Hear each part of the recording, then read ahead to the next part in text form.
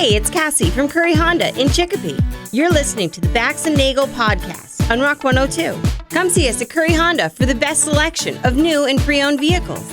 Experience the best at Curry Honda. Thanks for listening. Hello, this is United States calling. Are we reaching? Rock 102, Springfield's Classic Rock. It's 5:52, and Pink Floyd with Bax and Nagle on Rock 102. Cloudy today with a high of 68. Tomorrow, cloudy with a high of 67. It's 4-2 in downtown Springfield. Hollywood Trash is brought to you by Western Mass Masons. Call them for all your foundation and chimney needs. Somehow you still care about what's happening in Hollywood. So from Tinseltown, 3,000 miles away, it's Steve Nagle's Hollywood Trash. American Idol will feature Taylor Swift songs on its April 27th episode, with the top 7 contestants performing hits like Cardigan, Love Story, Exile, and more. Wow, this show really needs help, apparently. Is Taylor participating in that show at all? No. Judge Lionel Richie, though, teased the night on Instagram, sharing throwback photos with Taylor Swift. Swift herself has been quiet on social media after releasing parts 1 and 2 of her Opalite music video in February, expressing gratitude to fans for the success of the song. The episode promises to be a memorable tribute to the pop star, with contestants showcasing their talent on Swift's iconic tracks. Again, the show needs people to watch it. Hey, you know what? What do we do like a whole Taylor Swift episode? Well, and dedicate it to her. Well, she's not dead. Well, that's okay. Nobody's watching us. We are. We're dead in the ratings. I gotta believe that people would watch this on the outside chance, the outside belief that she's just gonna magically show up on camera. Yeah. It's probably not going to happen, but I mean, that's what a great way to drag in an audience. You have no idea, though, like what their probably backroom deals are. Maybe they're like, we'll give you like $10 million just to show up for 30 seconds. She's the kind of person that would put a deal out like that. For 30 seconds. Yeah. And people would watch. You know why? Because they're sick in the head. Mm-hmm. Speaking of sick in the head, actor Nathan Chasinghorse.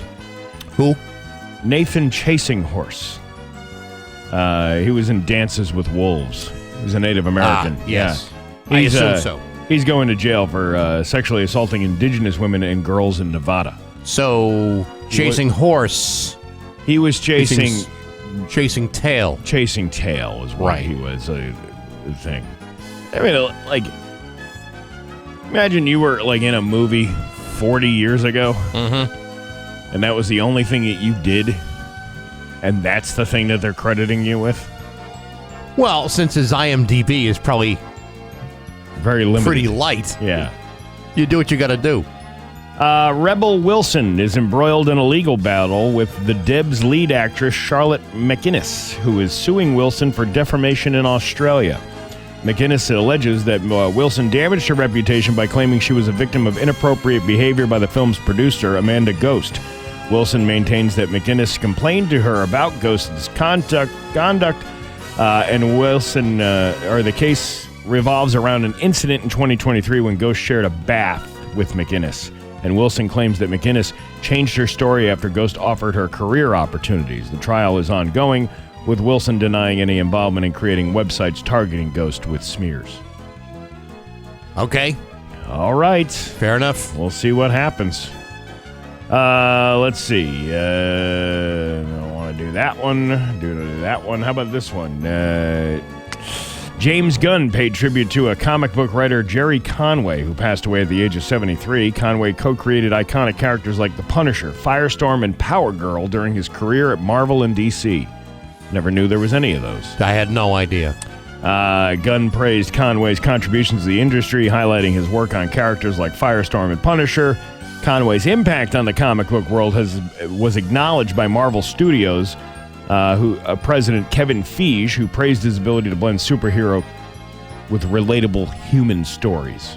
So, as if they weren't already believable on their own. Yeah, he also wrote for popular television series like Law & Order, and then Batman, the animated series. At first, I thought it was Law & Order, the animated series. That's the only Law and Order they haven't quite figured out yet. That would have been something, right?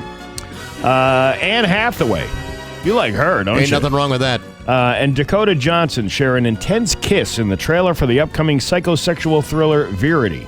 Set to hit theaters on October 2nd, the film follows Lowen Ashley, a struggling writer who uncovers dark secrets about successful thriller writer Verity Crawford and her husband Jeremy.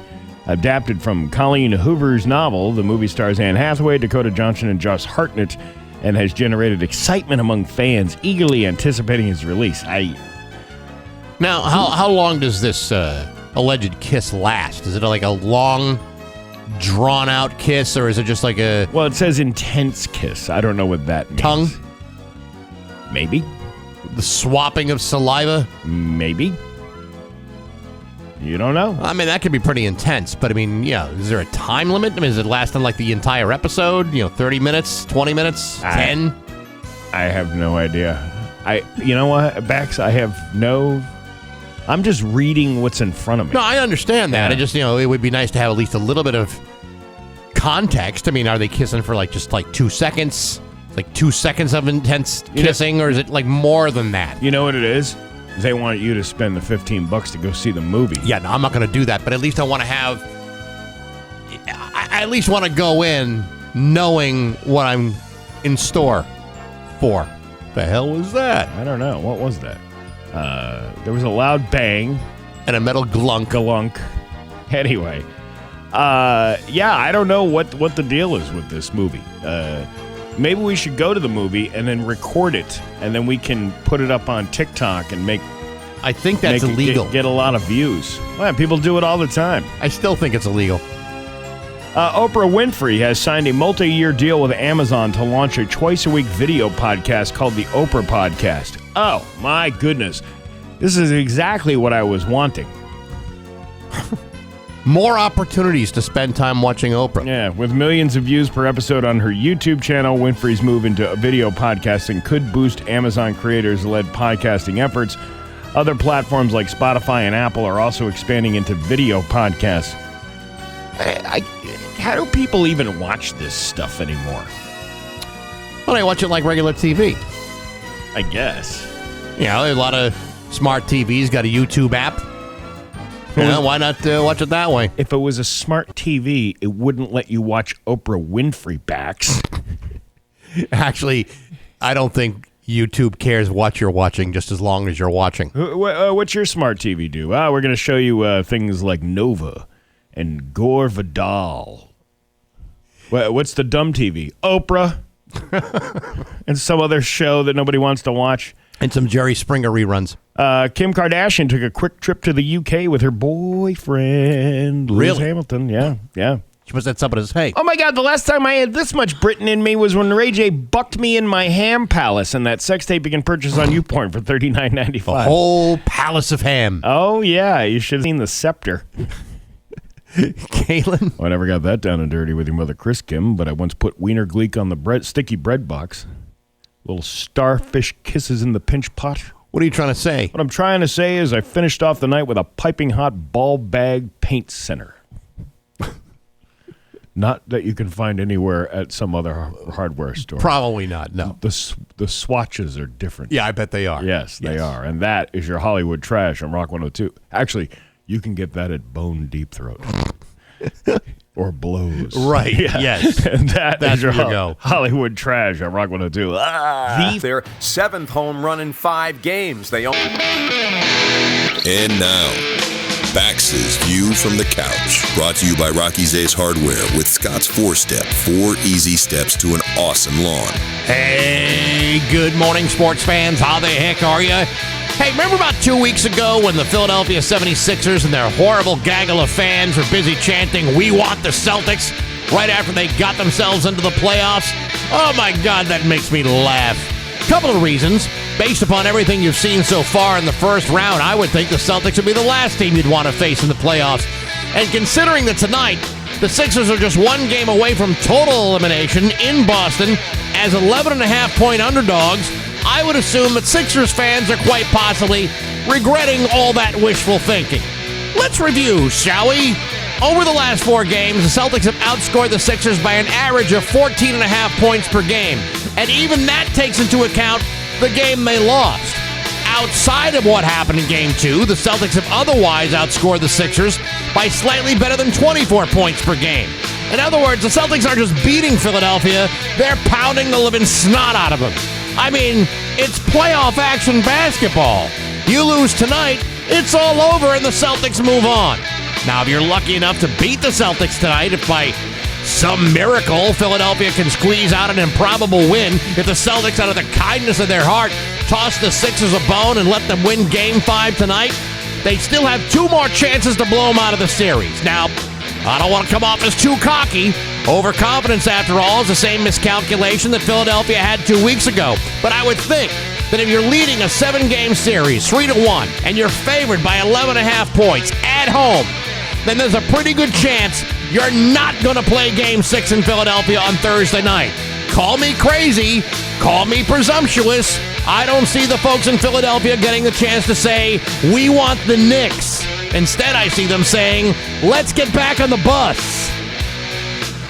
But hey, enough of my yapping. Sports brought to you by Rocky's Ace Hardware. You know, nothing against the kitchen, but the backyard is where all the action is. Go to Rocky's. All the grills, all the gear. Weber, Traeger, Blackstone, Uni Pizza Ovens, Gosney Pizza Ovens too. Rocky is free delivery and setup for all grills over $400. Hell of a deal at your neighborhood Rocky's Ace Hardware. I'm Bax. That's my view from the couch. Rock 102, Springfield's classic rock. Rock 102, Springfield's classic rock. It's 6:14, and Blue Oyster Cult with Bax and Nagle on Rock 102. It is going to be cloudy today with a high of 68. Tomorrow, cloudy with a high of 67. It's 42 in downtown Springfield. Beautiful day out today. Yesterday was beautiful. I know it was. I like this weather. I like it a lot. But we're experiencing a drought, apparently.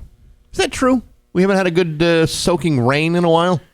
I guess not as much as we should have. Who knows? I don't even know what to believe anymore. I got droughts, I got wildfires, and then then it rains, and then everybody forgets that we were arguing about that 2 days ago. Well, I'm not too worried about a forest fire right now. I'm more concerned about is there any more snow in the future? Are we going to go to a below freezing day, one more time before it's all over with? We're not out of the woods yet. I told you. Tom Babaka once told me if it's, you got to wait until at least the first week of May to know you're in the clear. 6 years ago, it was 30-something degrees on June 15th. So it can happen. It could definitely happen. I was actually looking at the history of New England's weather. And while they didn't start recording weather until 18-something, the late 1800s, right? There was indications that there was snow in August in New England, in this part of New England. It happens. It can happen. It could happen. So, let's see. Nice days. How about more days off? The Springfield Public School District released an updated academic calendar for the 26-27 school year, sparking varied reactions from parents, students, and staff. The new schedule includes an August 24th start date for grades 1 through 12, along with a 2.5-week winter break. Winter break meaning the Christmas one? The Christmas break. Not the winter break that they normally have in February. No, they're talking about Christmas. Now, this year, just because of the way the holidays fell, teachers and students kind of had almost a 2-week vacation. Yeah. Just because of the way it fell. But, school is scheduled to begin on the 24th of August. My wife is a teacher, which means, she goes in about a week early is all its professional development. I mean, every teacher is required to go, and that would be on the 17th. Now, I have to tell you, from a selfish point of view, that really cramps my style. But you're not getting any less time. No, but the way they've moved it around, it's when we were kids, we didn't go to school until after Labor Day. I don't understand why they changed that. To me, it's the perfect time to go back to school. The Tuesday after Labor Day, you got that 3-day weekend. Everyone said, okay, this is the unofficial end of summertime. I don't understand why we were talking about mid-August. And in some school departments around the country, it's even earlier than that. It's like the second week of August or the first week of August. If I were a kid, I'd be outraged. I can't be expected to learn anything in August. When I was a student, I didn't learn anything until at least March. I didn't even learn anything until June. I learned that the last day of school was. That was what I learned. The only thing you learned is, will I be going up to the 7th grade next year? Oh, listen, I passed by the skin of my teeth every single year. There you go. And we did it. I did it. And now look at you. You're a successful... What do you do for a living again? I don't know what I do. I have no idea. But you're a success at it. Yeah, I am. The school officials confirms that some expressed satisfaction with the changes. However, significant dissatisfaction among staff members was revealed in a recent survey regarding the upcoming academic calendar.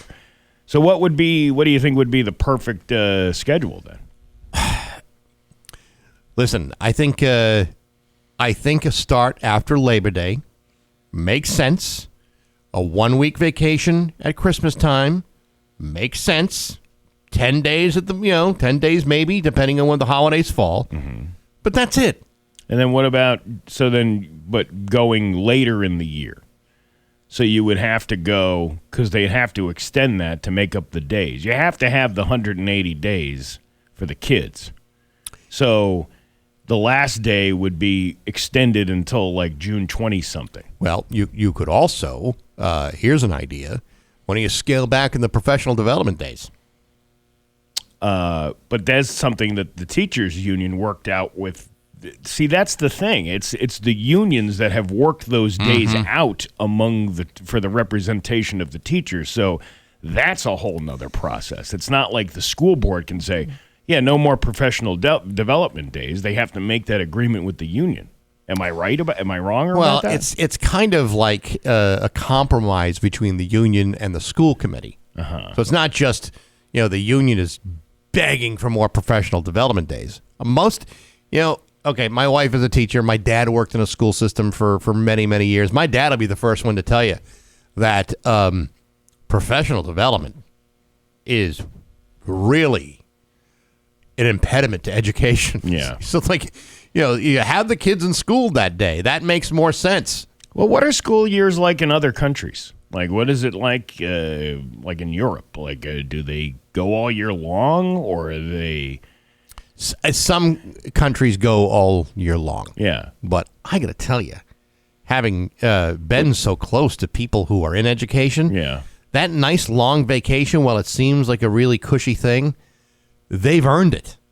You imagine, like, sitting there teaching children all day, every day, for years.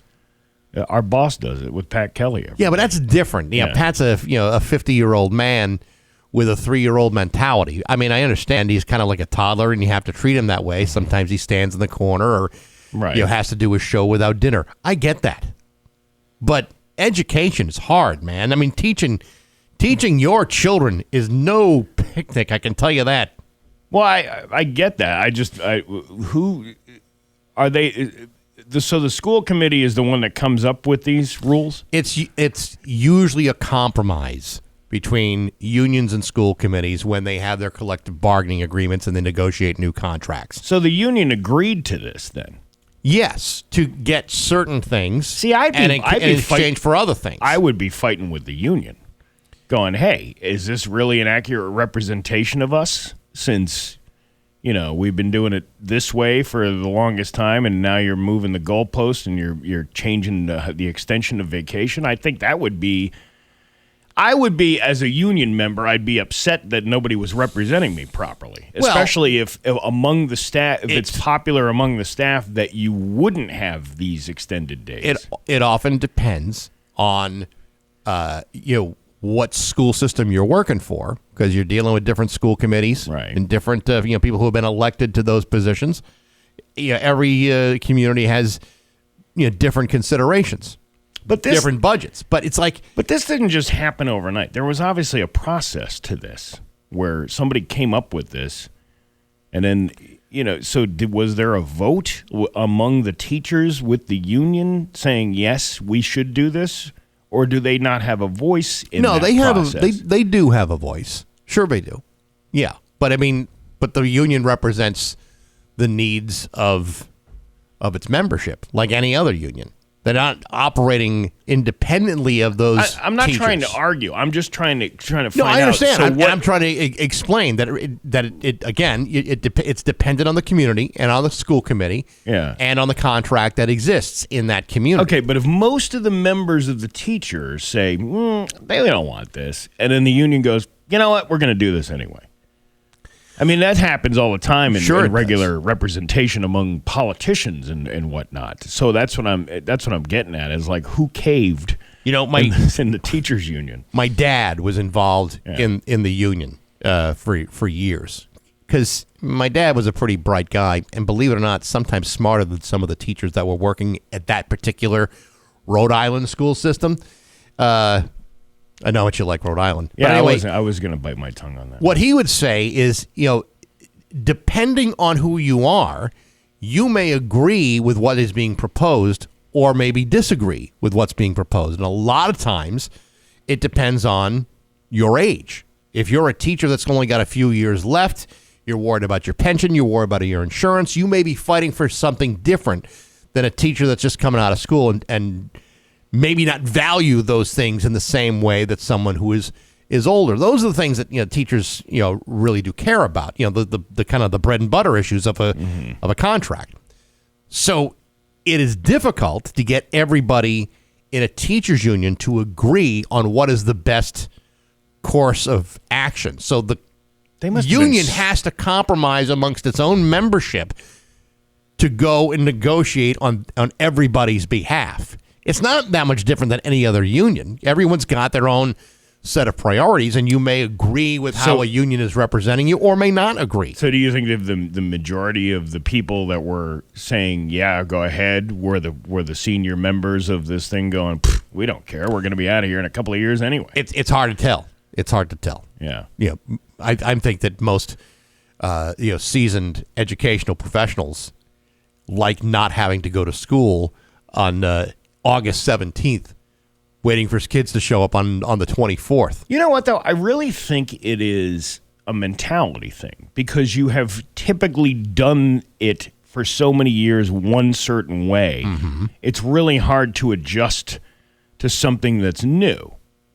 Like a new schedule, a new thing, and nobody, But you can't have it both ways. You both can't, lament the fact you're starting before Labor Day and then get upset when all of a sudden you're moving the school year to the end of June, almost July, because of snow days or whatever it may be. Yeah. That's also one of the reasons why other cities and towns around America start early, because they don't have to worry about snow days. Schools in like Florida, Georgia, where you don't see a lot of snow. You don't see a lot of snow days or interrupted schedules. They don't worry about that kind of thing. But up here, when you could get nailed with 10 feet of snow, it's a totally different situation. I know, like in Georgia, because I know my sister works for a school system down there. They go to school August 1st.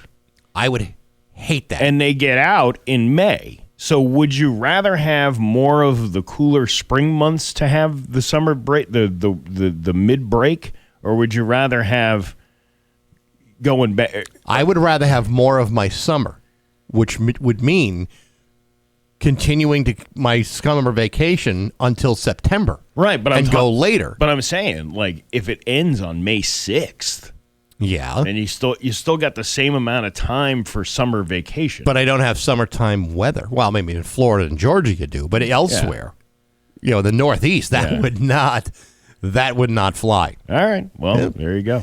Oh my God, look at the time. It's 6:26 on Rock 102. On the 102. Liam, we'll have the full forecast for you. You just want to dive right into a joke right away? Yeah, let's just do it. If you hear some noises from your whoa, what's going on over there? That's not fun. There you go. It's Bax and Nagle's Joke of the Day. I'm funny how? I mean funny like I'm a clown, I amuse you. On Rock 102. I make you laugh. Springfield's classic rock. This one was written by a Brit, and you know how I know that? How? Because they spell neighbors Neighbours. Oh, yeah. I sometimes fool my neighbors into thinking I'm good in bed by hiding my girlfriend's inhaler.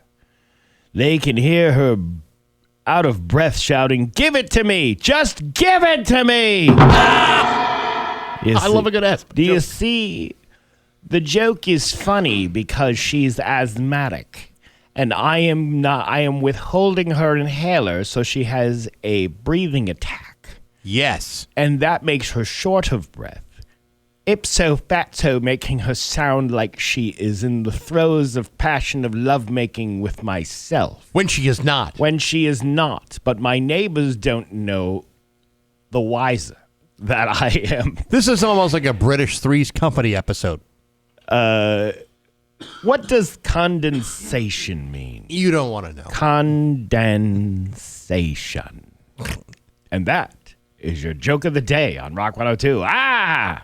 I don't have the thing. Oh, you don't? No, okay, it's not all right. working. Here's your All right. Western Mass News First Alert Forecast. After a gorgeous... 2 with Bax and Nagle on Rock 102. It's time for news. Here's local radio icon Steve Nagle. Thanks, Bax. A deadly motorcycle crash was reported in Southwick. On the evening of April 14th, the Southwick police shut down a portion of College Highway due to a crash. The investigation involved members of the Southwick Police and Fire Departments, Westfield Police, Mass State Police, and the Department of Transportation. 22 News contacted several officials for additional details related to the crash. Massachusetts State Police Gregory Jones said that they assisted with the traffic and were referred to Southwick Police.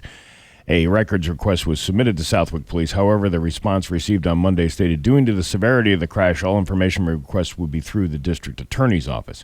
When they reached the district attorney's office, they declined to provide him the information since they are not prosecuting the case. According to the Mass DOT crash data, a 36-year-old man operating a motorcycle crashed in the area of 717 College Highway. I hate that they do this. The headline is, Western Mass sees year's first deadly motorcycle crash, like they're keeping tally of something. It's just, I think it's just a kind of a poor way to present that. Well, it's kind of a... You know, it's a deadly motorcycle crash. They do happen every year. I don't know if it's like a... This is going to sound really insensitive to say, but, you wonder whether it's sort of like the clickbait... I think that's exactly the mentality what it is. of coming up with headlines to get you to read the story. I mean, if you're interested in a tragic story, then you're probably going to read it anyway, and they probably don't need to do this. But, yeah, it seems kind of weird that we're talking about the first one of the year, like we've been waiting all year for this to happen. No, nobody's been waiting. Nobody's been waiting. No.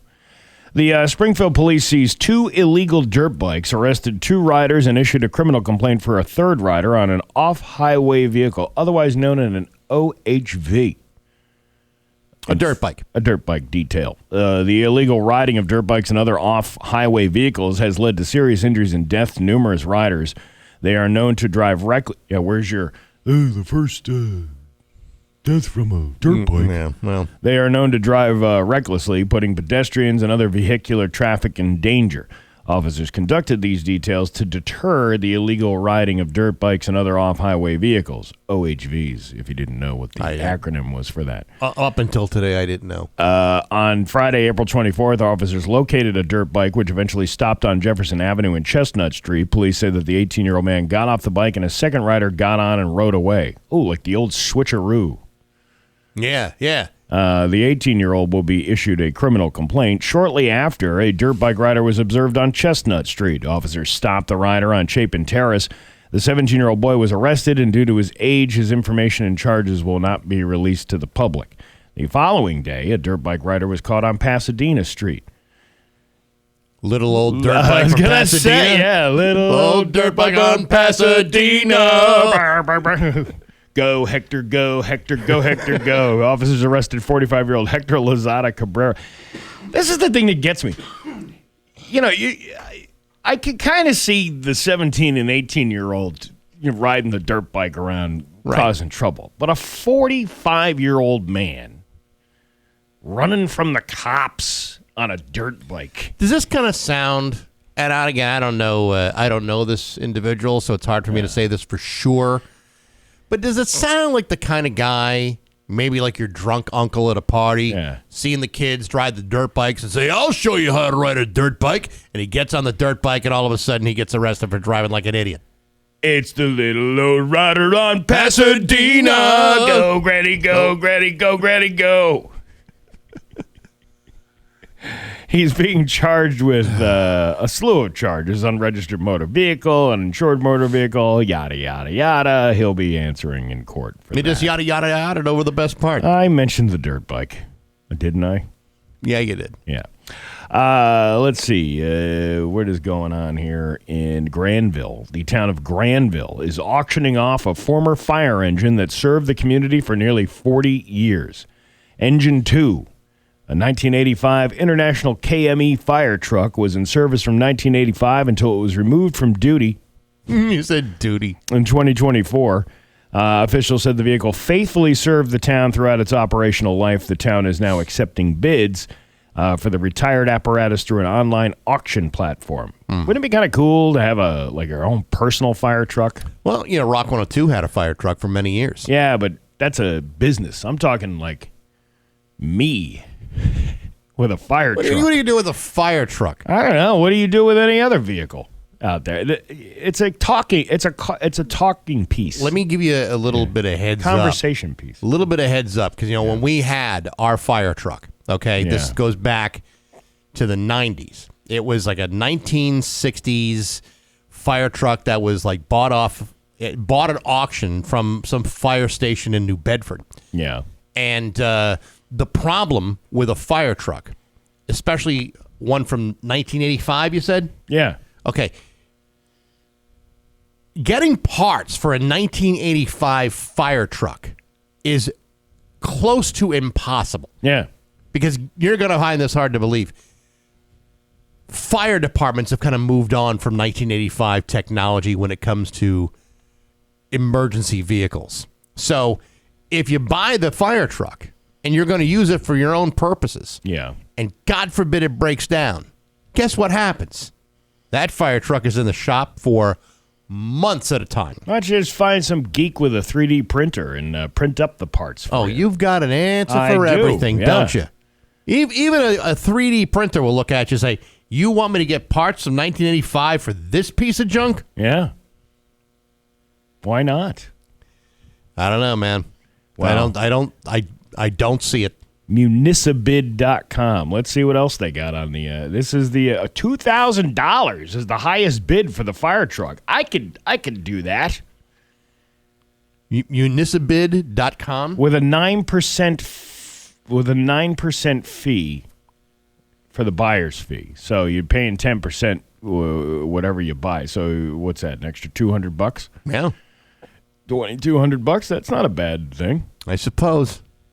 We could use this as I teach my kid how to drive with one of these on things. A fire truck. You're going to teach a kid on a fire truck. How about driving a car instead? Listen, my dad wouldn't take me out driving unless I learned how to use the stick shift first.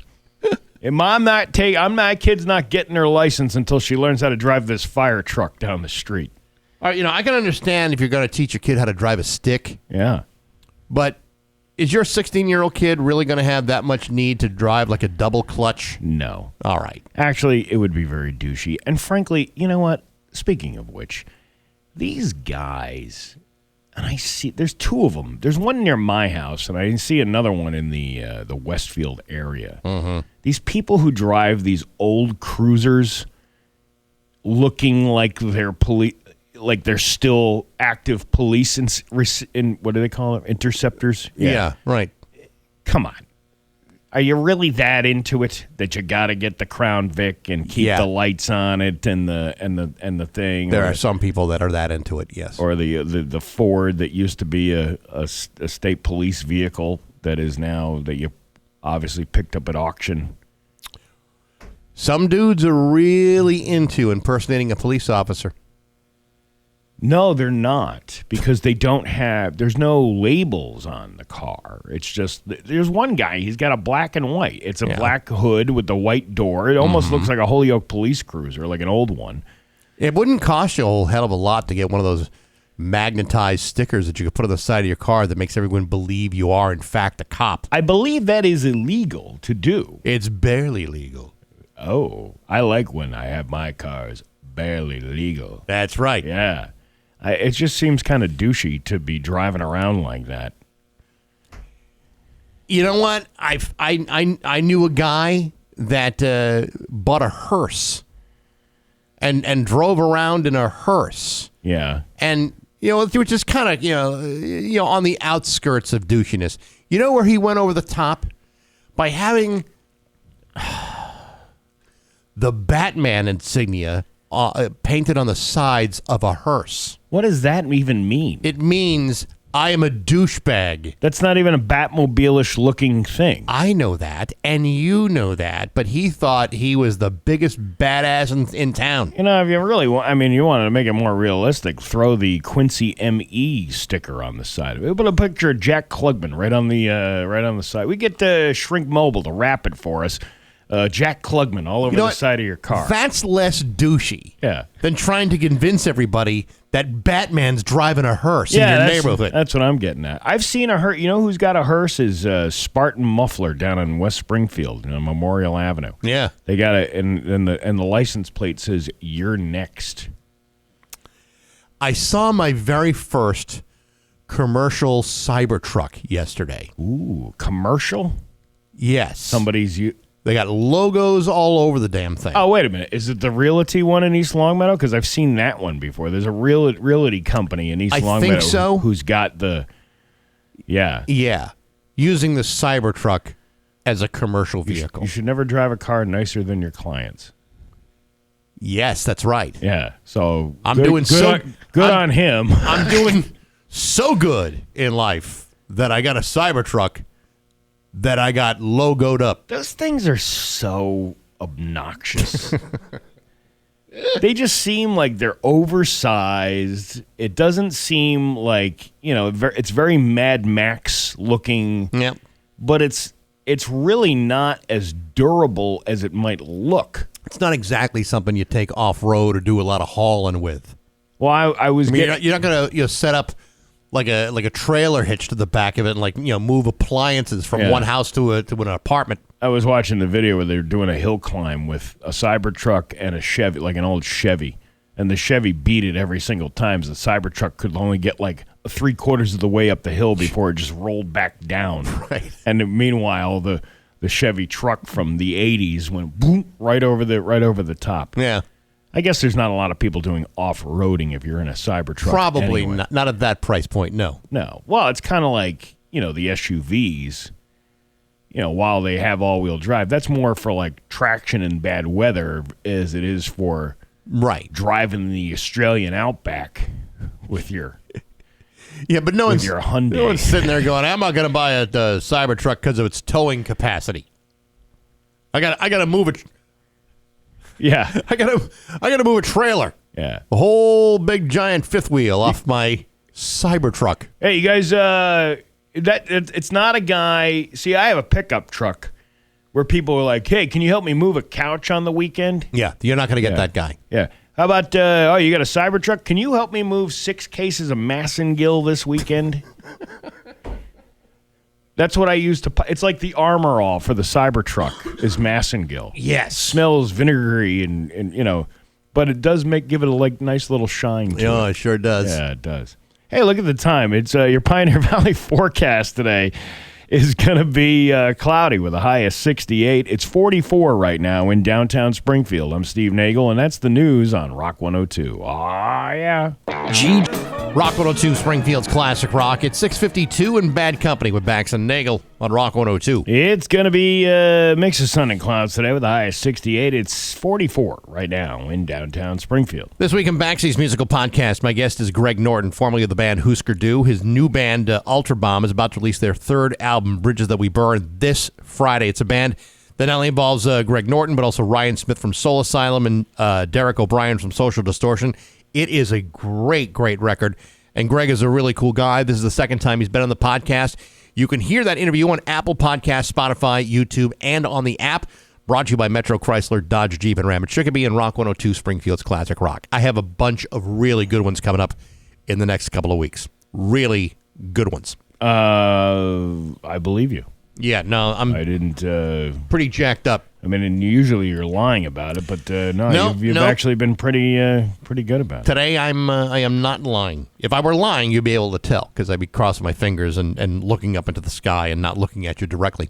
You should I don't know, expand your palette there and get into country music, maybe.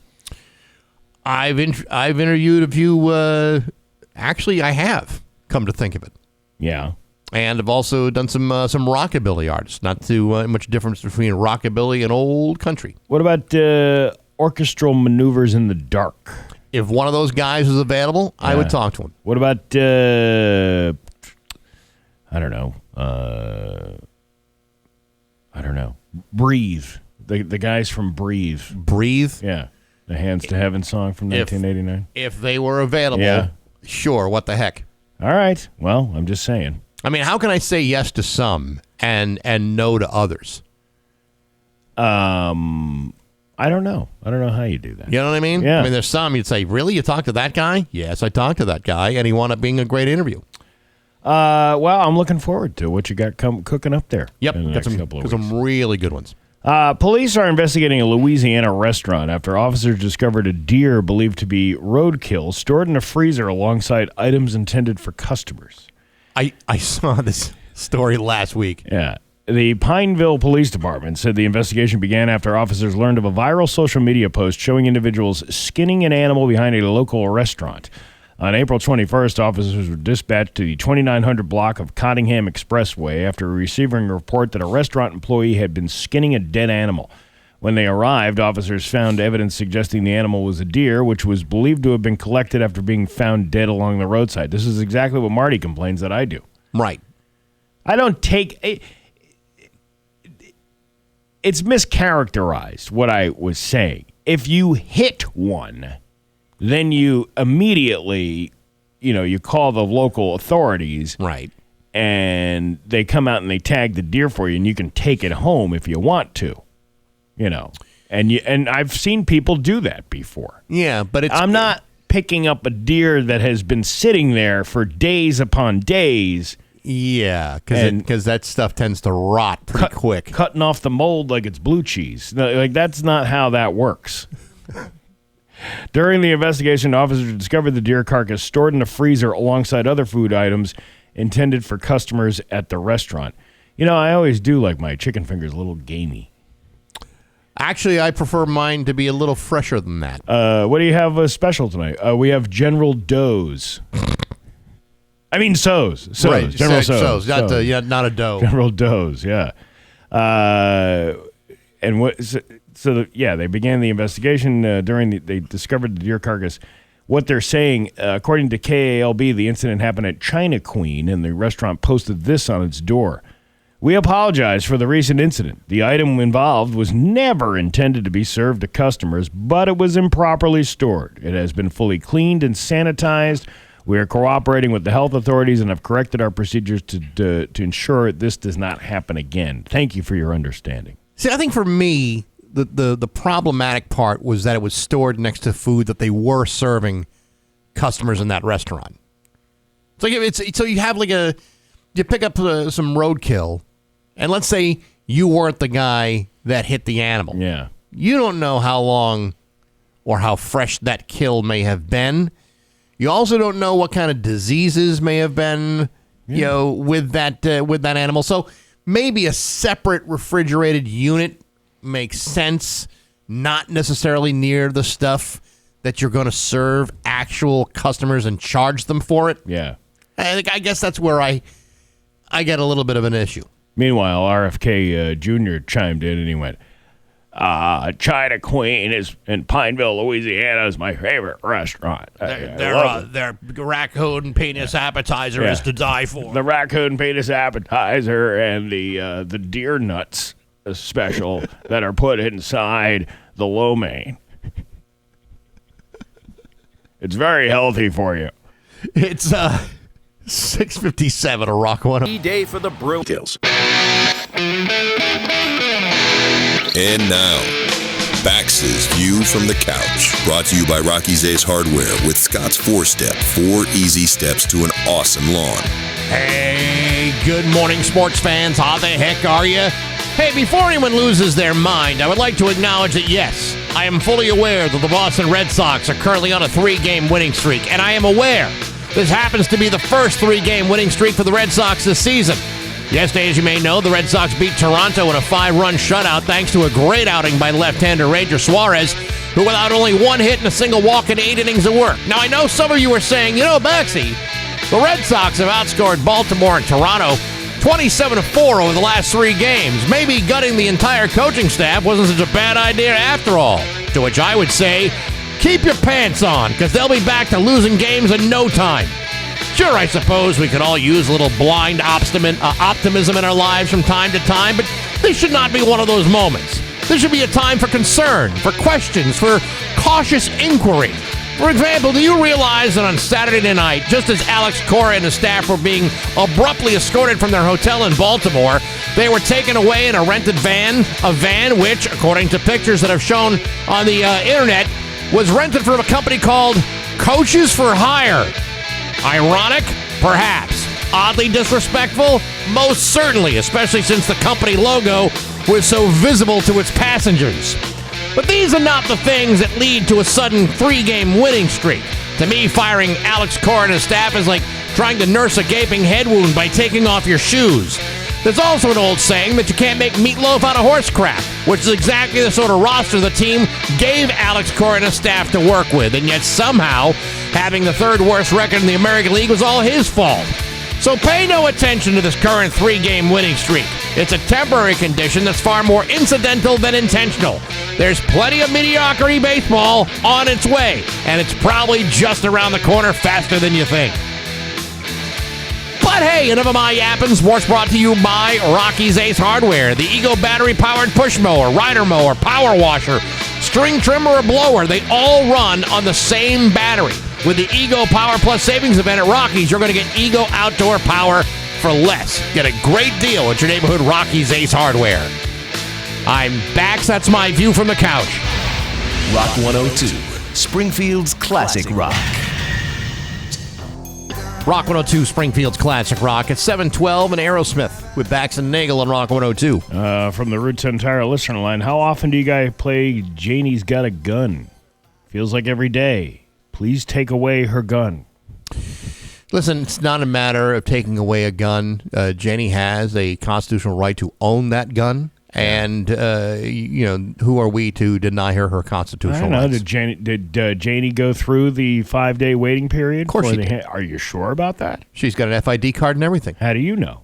I have read the liner notes. Do you think Janie is upset about the new Massachusetts law regarding firearms and, whatever the new stipulation is on those things? Well, I'm sure as a registered gun owner, she's probably not happy about additional provisions for licensure or ownership. But, she is a law-abiding citizen at this point until proven otherwise. Well, but she may have murdered somebody. See, that's the problem. All right, but has she ever been prosecuted for it? I mean, it's one thing to be accused. It's another thing to be, fully prosecuted to the full extent of the law. I don't know. I have no idea how that whole thing went. I know Steven Tyler liked young girls for a long time. So, well, yes. Listen, I'm aware of this, but I'm also not sure that Steven Tyler wrote that song on his own. You don't know. By that point in their career, they were using other songwriters. Do you like Happy Meals? At the time, Steve, I loved a Happy Meal back when I was a child. Did you? When did they come out with the Happy Meals? You probably weren't even a child when they came out with the Happy Meals. No, I was probably, I'm going to say came out in the 70s, maybe late 70s. I don't. When did the Happy Meal start? Come out at McDonald's. Let's see, 1979. So you were. So I would have been. You were a teenager by then. I would have been 12, 13 years old. But I like toys as much as any other 13-year-old. Well, the latest McDonald's Happy Meal is about to get a lot stranger. The fast food chain will release its new Happy Meal inspired by Netflix Stranger Things Tales from '85. So soon after the program started, on May 5th, The project is part of a global campaign that allows fans to join a, quote, brand new monster fighting adventure. The collaborative meal comes in a custom box. That means two things. With designs inspired by the animated series and includes one of the 12 collectible toys featuring characters from the show. The promotion also features an activity book and a QR code that unlocks a digital experience where fans help save Hawkins, Indiana from monsters. How about that? Yeah. Well, something strange is happening at McDonald's, and we need your help, Netflix announced in its campaign details. The streaming service stated that the spirit of adventure and childhood camaraderie made McDonald's the perfect partner to bring it all to life. What better way to invite new generation of Stranger Things fans into Hawkins than through one of the most iconic cornerstones of the 1980s? boy, they've got that right, don't they? Yes, they do. You know, it's interesting that they're going to be doing this big marketing blitz for the kids because kids love that kind of thing. Apparently, Kellogg's has got a deal with Toy Story 5. Oh, and for the first time in a decade, I haven't done this in like 10 years. There's going to be a Toy Story 5 toy put in their cereal boxes for the first time in like forever. When you were a kid. Yeah, there was always something inside of the box, whether it be stickers or fake tattoos. Or, I used to love when you'd go to like the bottom of a box of Captain Crunch and there'd be something to play with. Why'd they stop that? I don't know. I think they felt like the crass consumerization and commercialization of these high sugary cereals might not have been the best for kids, and that maybe kids needed a more healthy breakfast loaded with less seed oils and high fructose corn syrup. I never ate any of that stuff. I ate grape nut cereal. Came with a pocket protector in every box. And a whole bunch of broken teeth because at a young age, that's what happens when you're eating grape nuts. And a Reader's Digest. Oh my God! Yeah. That was the prize in the box of the grape nuts. What kind of monsters raised you? Well, I mean, it was better than a lot of things we could have eaten back in the day. When I was a kid, I not only had all the toys from all the cereals. Mm-hmm. The more sugary the cereal, the better the toy. Like if you gave me a box full of Cookie Crisp, which is a box full of chocolate chip cookies that you doused in milk, and it came with a toy inside, some sort of prize, that was like the greatest day ever. Which didn't really quite taste like cookies. No, but you know what? It was still delicious. Mm-hmm. And there was one day, I got super lucky. I think it was like Crunch Berries. Yeah. Which I freaking love to this day. Accidentally put 2 toys in the box. Like there was some sort of mishap at the factory. I got 2 toys. I don't even remember what they were. I think one was like fake tattoos and something was like a plastic choking hazard, which I loved playing with back in the day. Yeah. Man, talk about striking the jackpot when you're a little kid. Jackpot. All cranked up on sugar and then getting 2 toys in the box. Yeah. My life's never been the same since. Been all downhill since that very day. Here's something that's gone by the way of the dinosaur. Birthday parties at McDonald's. You remember kids used to have birthday parties at McDonald's all the time? I think I probably went to maybe a dozen of them when I was a kid. They don't do that anymore. I remember, so my sister would have been, so she's like 7 years younger than me. She would have been that age when those things were all the rage. And I seem to recall my parents dropping her off at those birthday parties. And, we would have, we get some lunch while my sister enjoyed the party. Yeah. Because I don't want to go to McDonald's and not have some delicious food from McDonald's as a kid.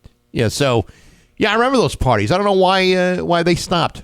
I'm not sure. Probably the same reason they no longer have the McDonald's playground.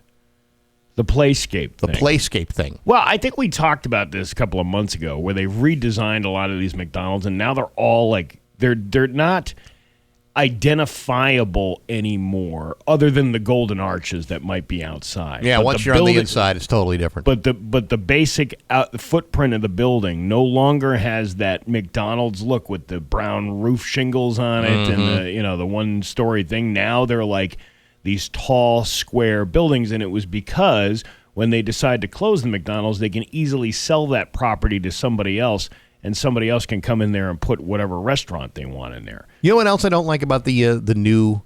It's not just McDonald's, because a lot of the fast food places are doing this, and it's not like I go to fast food all the time. In fact, it's very rare. But when I do, you know what I don't like? What? The touchscreen kiosk. Oh, yeah, the touchscreen kiosk. For a number of reasons. First of all, there's a whole line of people that have already touched that kiosk and get their hands all over that thing, and you've seen some of those people, you don't want to touch anything they've touched. Secondly, I kind of miss the human interaction of ordering my food, even if mistakes are possible. If a mistake happens on the order, it's my fault because I didn't know how to navigate through this touch screen system. Yeah. I feel dumb going against that technology. That might just be a function of my age. It's funny how you find the dirtiness of the touchscreen, but yet, how do you pay? Do you pay with cash, or do you pay with a debit card? Steve, I launder all of my money. No, but seriously, when you pay for the transaction, do you pay with a debit card, or do you pay with a... Well, usually in a case like that, yeah, if I'm touching a screen, I'm paying with a card. You're paying with a card. Yeah. So either way, you're still going to have to touch something in order to, put your PIN number in or whatever. You're still touching buttons, even if you went to the counter. You know how many people touch that little keypad thing up front? I know. Even if you had cash, you know how many dollar bills went through a strip club? Steve, sometimes you have to suspend your belief system a little bit, but the dollars and cents that are in your pocket and wallet are crisp and clean and free of bacteria, like harmful matter. Disgusting bacteria matter. I'd like to think so. Listen, if my dollar bills were good enough for a stripper to put in a G-string, then it must be good enough to be using as regular currency everywhere else I go. Yeah. I don't see in the strip clubs, you can tap your credit card for a lap dance. I don't think that happens these days. No, you swipe it down the crack. That's how you get. That's what Quagmire did in The Family Guy. Yeah. He took his card and he swiped it down the crack of her butt. And isn't that how you pay a stripper? No, it's not. Really? No. In fact, it's a good way to get yourself kicked out. Can you imagine? You see, that's the thing with the cashless society. The strip club. This is why strip clubs are going out of business. Nobody's got dollars anymore. Everybody's got a card. We should go to a strip club and see if they whip out a square. Here's a you know what? Just tap to pay right here. Yeah. Well, see, I don't have any money on it. Can you Venmo me? This is the problem with a cashless society. Let's say you find a gentleman's club that is still operational, and they are harder to find, no question about it. Do you want to be charged extra interest, 15-16% interest for the lap dance, or for the drink for the lady? Hey, either way, it's cashless. You don't have to carry around folded up dollar bills. I would rather pay the Visa fee. Yeah, but if I give you a dollar bill, you know how much that's worth?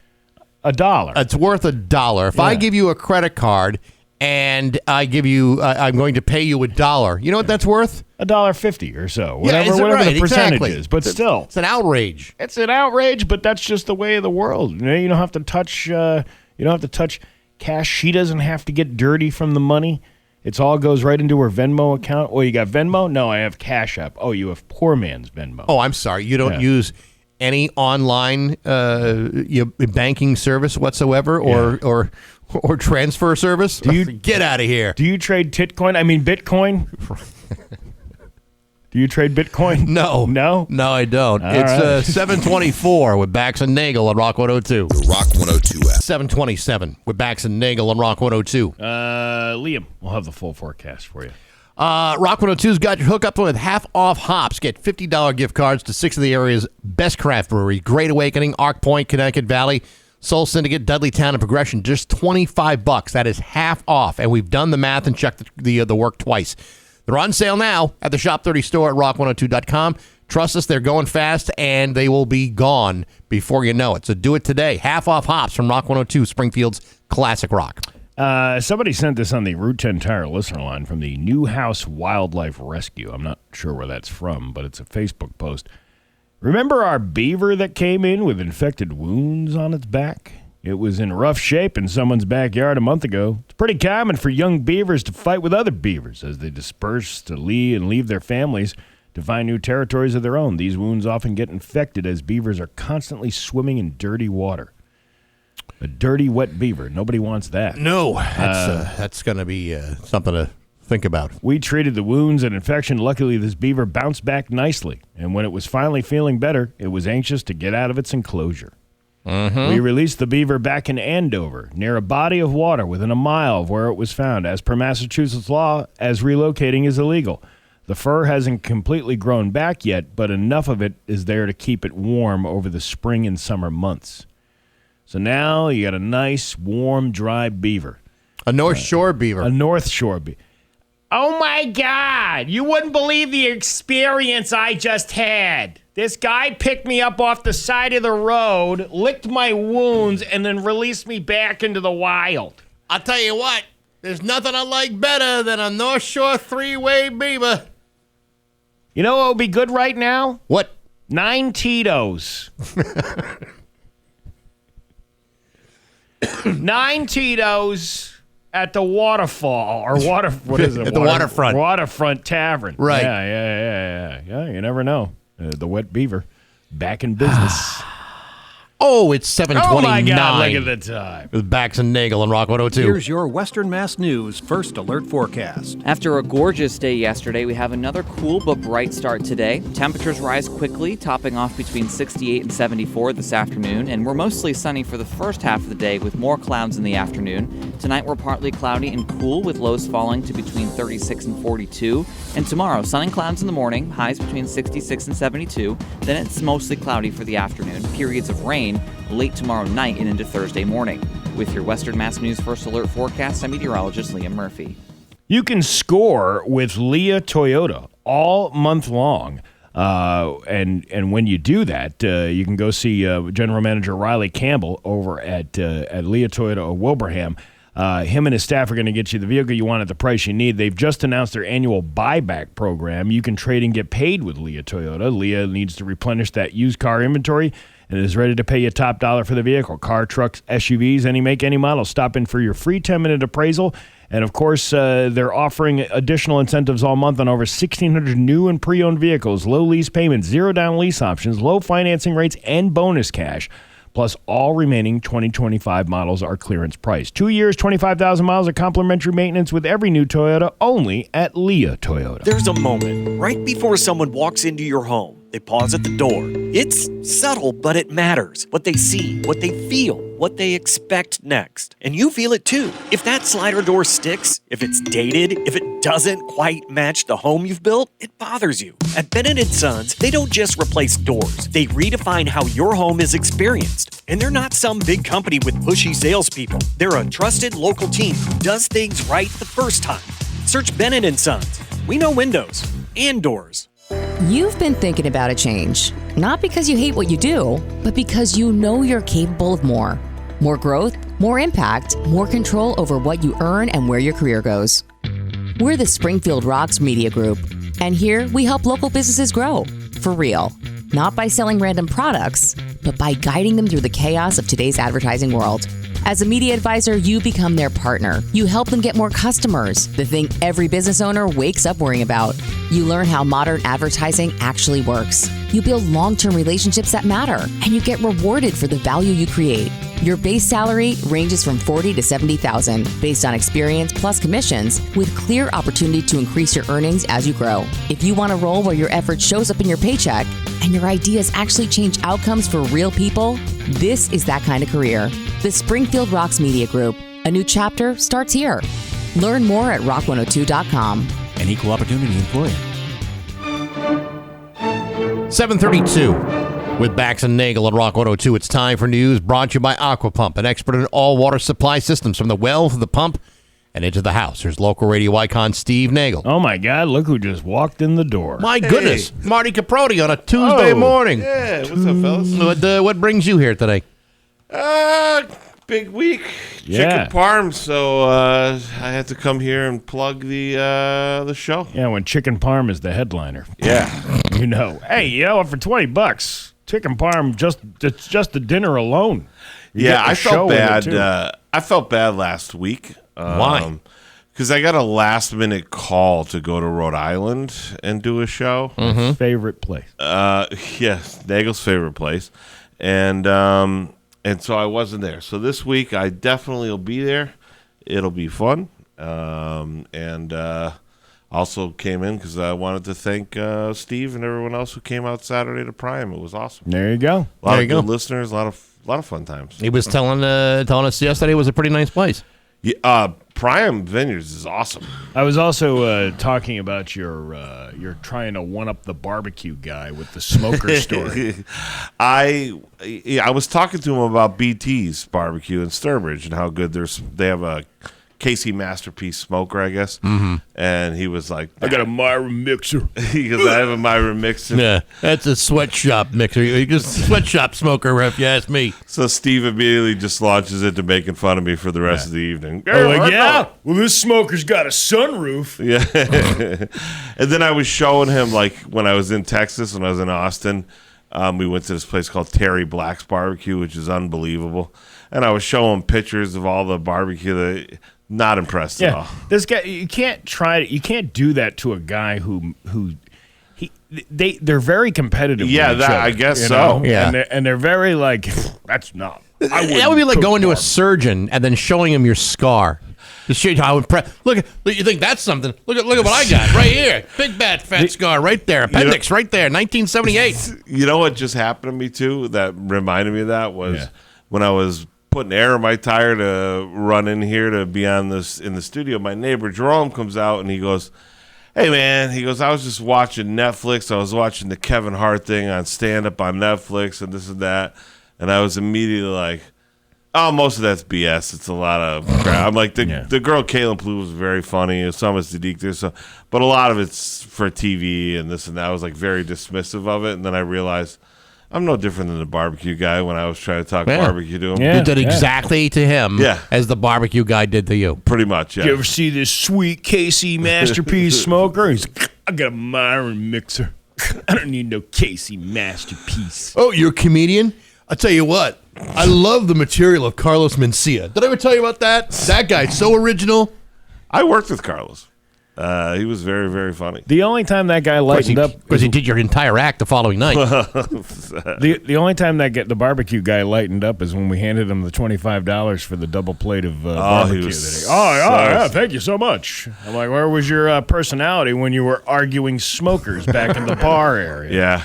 It was really good, though. He put, like, everything into a dish, and it was just, like, fries and pulled chicken.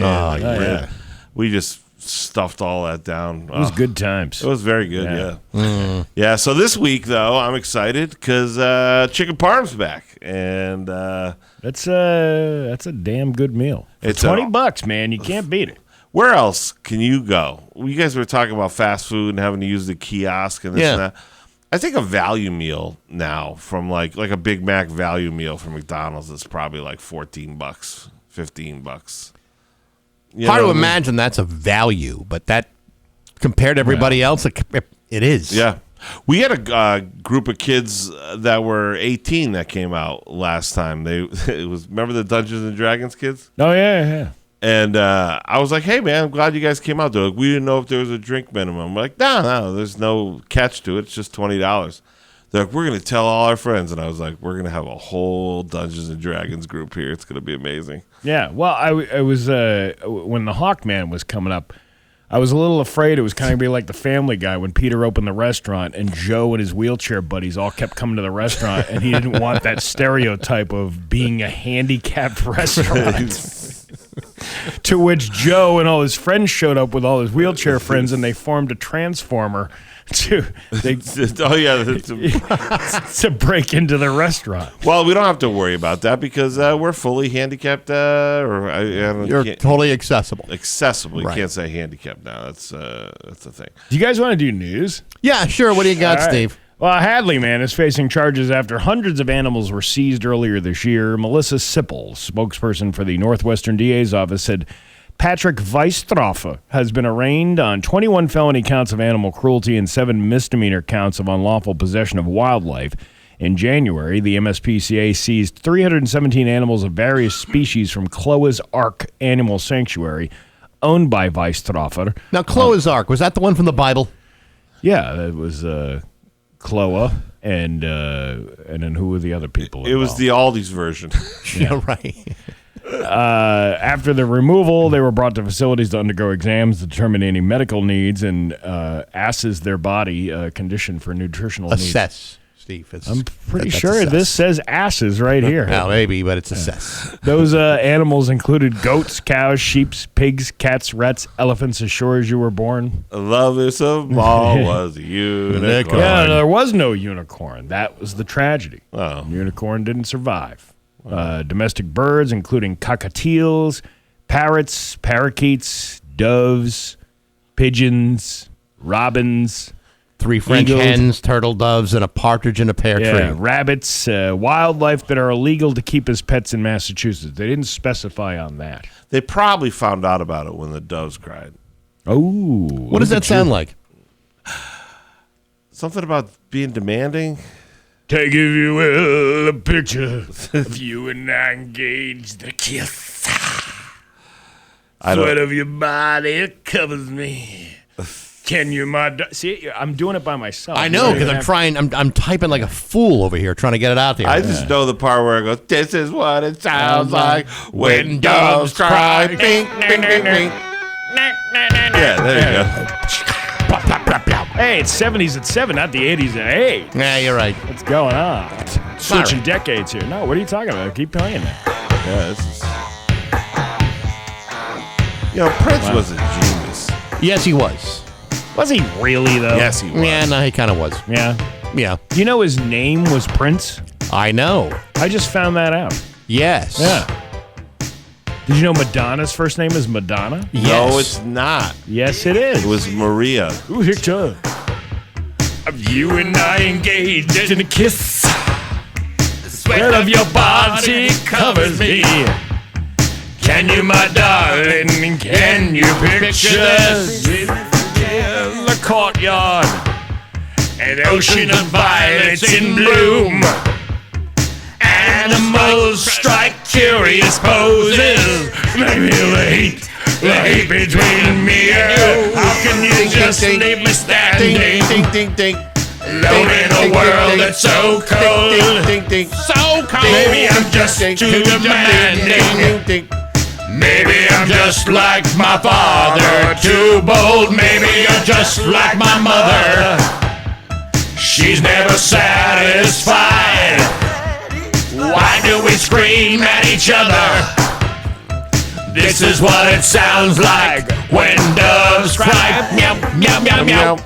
Meow, meow, meow, meow. I love that song. I'm going to be listening to that later on. Yeah, that's a classic. Kind of sorry I brought it up. Sorry about that. Raspberry Beret. That's a good one, too. You like that one? Raspberry. Raspberry. What's the other one? It's not. I want to say Blood Sugar Sex Magic, but that's Red Hot Chili Peppers. You're right. What's the other one? Dance.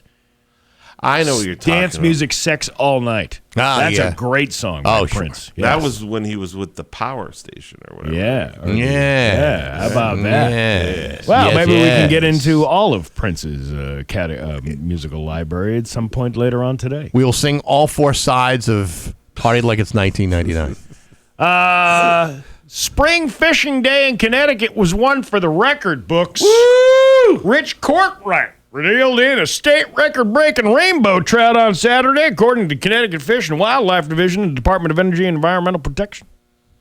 How big was that fish? Oh, it was big. Courtright's catch came in at 16 pounds and 7.5. That's a big fish. Should have seen the one that got away. I know what that fish is for. They get their lunkers. They get like a few of them, and they put them in to help the salmon run because they teach the baby salmon how to eat. Wow. Is it like a whole salmon training program? Thank you, Mr. Cliff Clavin. We would not have known that without you. You're welcome. Sorry, is Dave Coombs back? I got a buddy. I got a buddy who's a lunker. Was the salmon pregnant? Hey. The fish was reeled in from the West Branch Farmington River in Riverton around 2 p.m. The old record was 14 pounds from 1998. That fish came out of Mansfield Hollow Lake. Deep, says the trout was a teacher. The Wildlife Division noted that Kensington Hatchery, which stocks rivers in the state with salmon and trout, does not raise rainbow trout. However, it said the fish spent several years showing Atlantic salmon how to feed. But do they show them how to spawn? Bam! Bam! Yeah, he was right. I was right. You just read it. I know you read this article. I did not read the article. You saw me. I just literally rushed in there. Now, did this come from the Connecticut School of Fishing? No, this comes from the Deep Wildlife. Oh, I see. Yeah. No, I mean like the educational system between like trout and it's an offshoot of the Connecticut School of Broadcasting. That's kind of what I thought. Emphasis on casting. Classes in May could have you catching fish and flying upstream by June. Emphasis on casting. Right. Yeah. Yes. Captive Atlantic salmon are timid about feeding on pellets at the hatchery. Who is that? It's a deep wildlife official, Susan Hannery from the department. So to solve this fish culture problem, I add 20 or so rainbows who love to eat, and we'll start to feed immediately. One of these days, he's going to meet one of these people, and then they're not going to sound anything like that. Go, I don't sound anything like that. Deep said that once the salmon notice the splashing, they're eager to join in on the action. I bet they are. I bet. Yeah. Spring fishing day marks the end of the catch and release season for trout and the start of catch and keep, according to Deep. Oh, they're poets and they didn't even know it. The department said Courtright ended up keeping the fish. 16 pounds? That'll feed your whole family. We're going to have to need to get a whole lot of tartar sauce. It was sad. What do you mean sad? It's a fish. Poor little fish. Trout are delicious. Ugh. You don't like trout? Never eaten trout. You don't eat trout. One of the all-time great fishes. I know your love for animals, but you eat meat all the time. I eat certain meat. Yes, I told you. We've gone over this. I don't know why you think you're going to catch me in some crazy I'm not trying to hypocrisy. catch you. I'm just saying, like, the emphasis on the, poor little fish. Poor little fish. If you didn't catch him, we wouldn't have, He was a teacher. He was a teacher, but support teachers. It doesn't mean he was smart enough to avoid that red squiggler that was dropping in the water. Yeah, what kind of learning student is he to fall for the old bait and hook switch? Yeah, worm on a hook. You didn't see that one coming? Stupid fish. Well, it looked real. It was just one of those rubbery ones that the guy put in his tackle box. Right. That means two things. Oh, God, look at the time. It's going to be mix of sun and clouds with a high of 68. It's 49 right now in downtown Springfield. I'm Steve Nagle, and that's the news on Rock 102. Oh, yeah. Rock 102, Springfield's Classic Rock. It's 7:51, and Fleetwood Mac with Bax and Nagle on Rock 102. Mix of sun and clouds today with a high of 68. It's 49 right now in downtown Springfield. Marty Caproni is in the studio. $20 dinner and a comedy show. I know most of you people on the Tuesday show aren't used to hearing about it, so let's talk about it. Yeah, it's been going great. People keep showing up, which is awesome.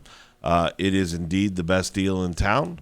It is chicken parm this week, so you get yourself a nice chicken parm. There's usually a nice salad and a roll. Mm-hmm. You're gonna stuff your face. And from the comedy point of view, what are we looking at? I mean, I don't want to jinx us because bad shows do happen, but I literally can count on one hand in 2 years of doing this over there that we've had not my favorite shows. And even them, they were good.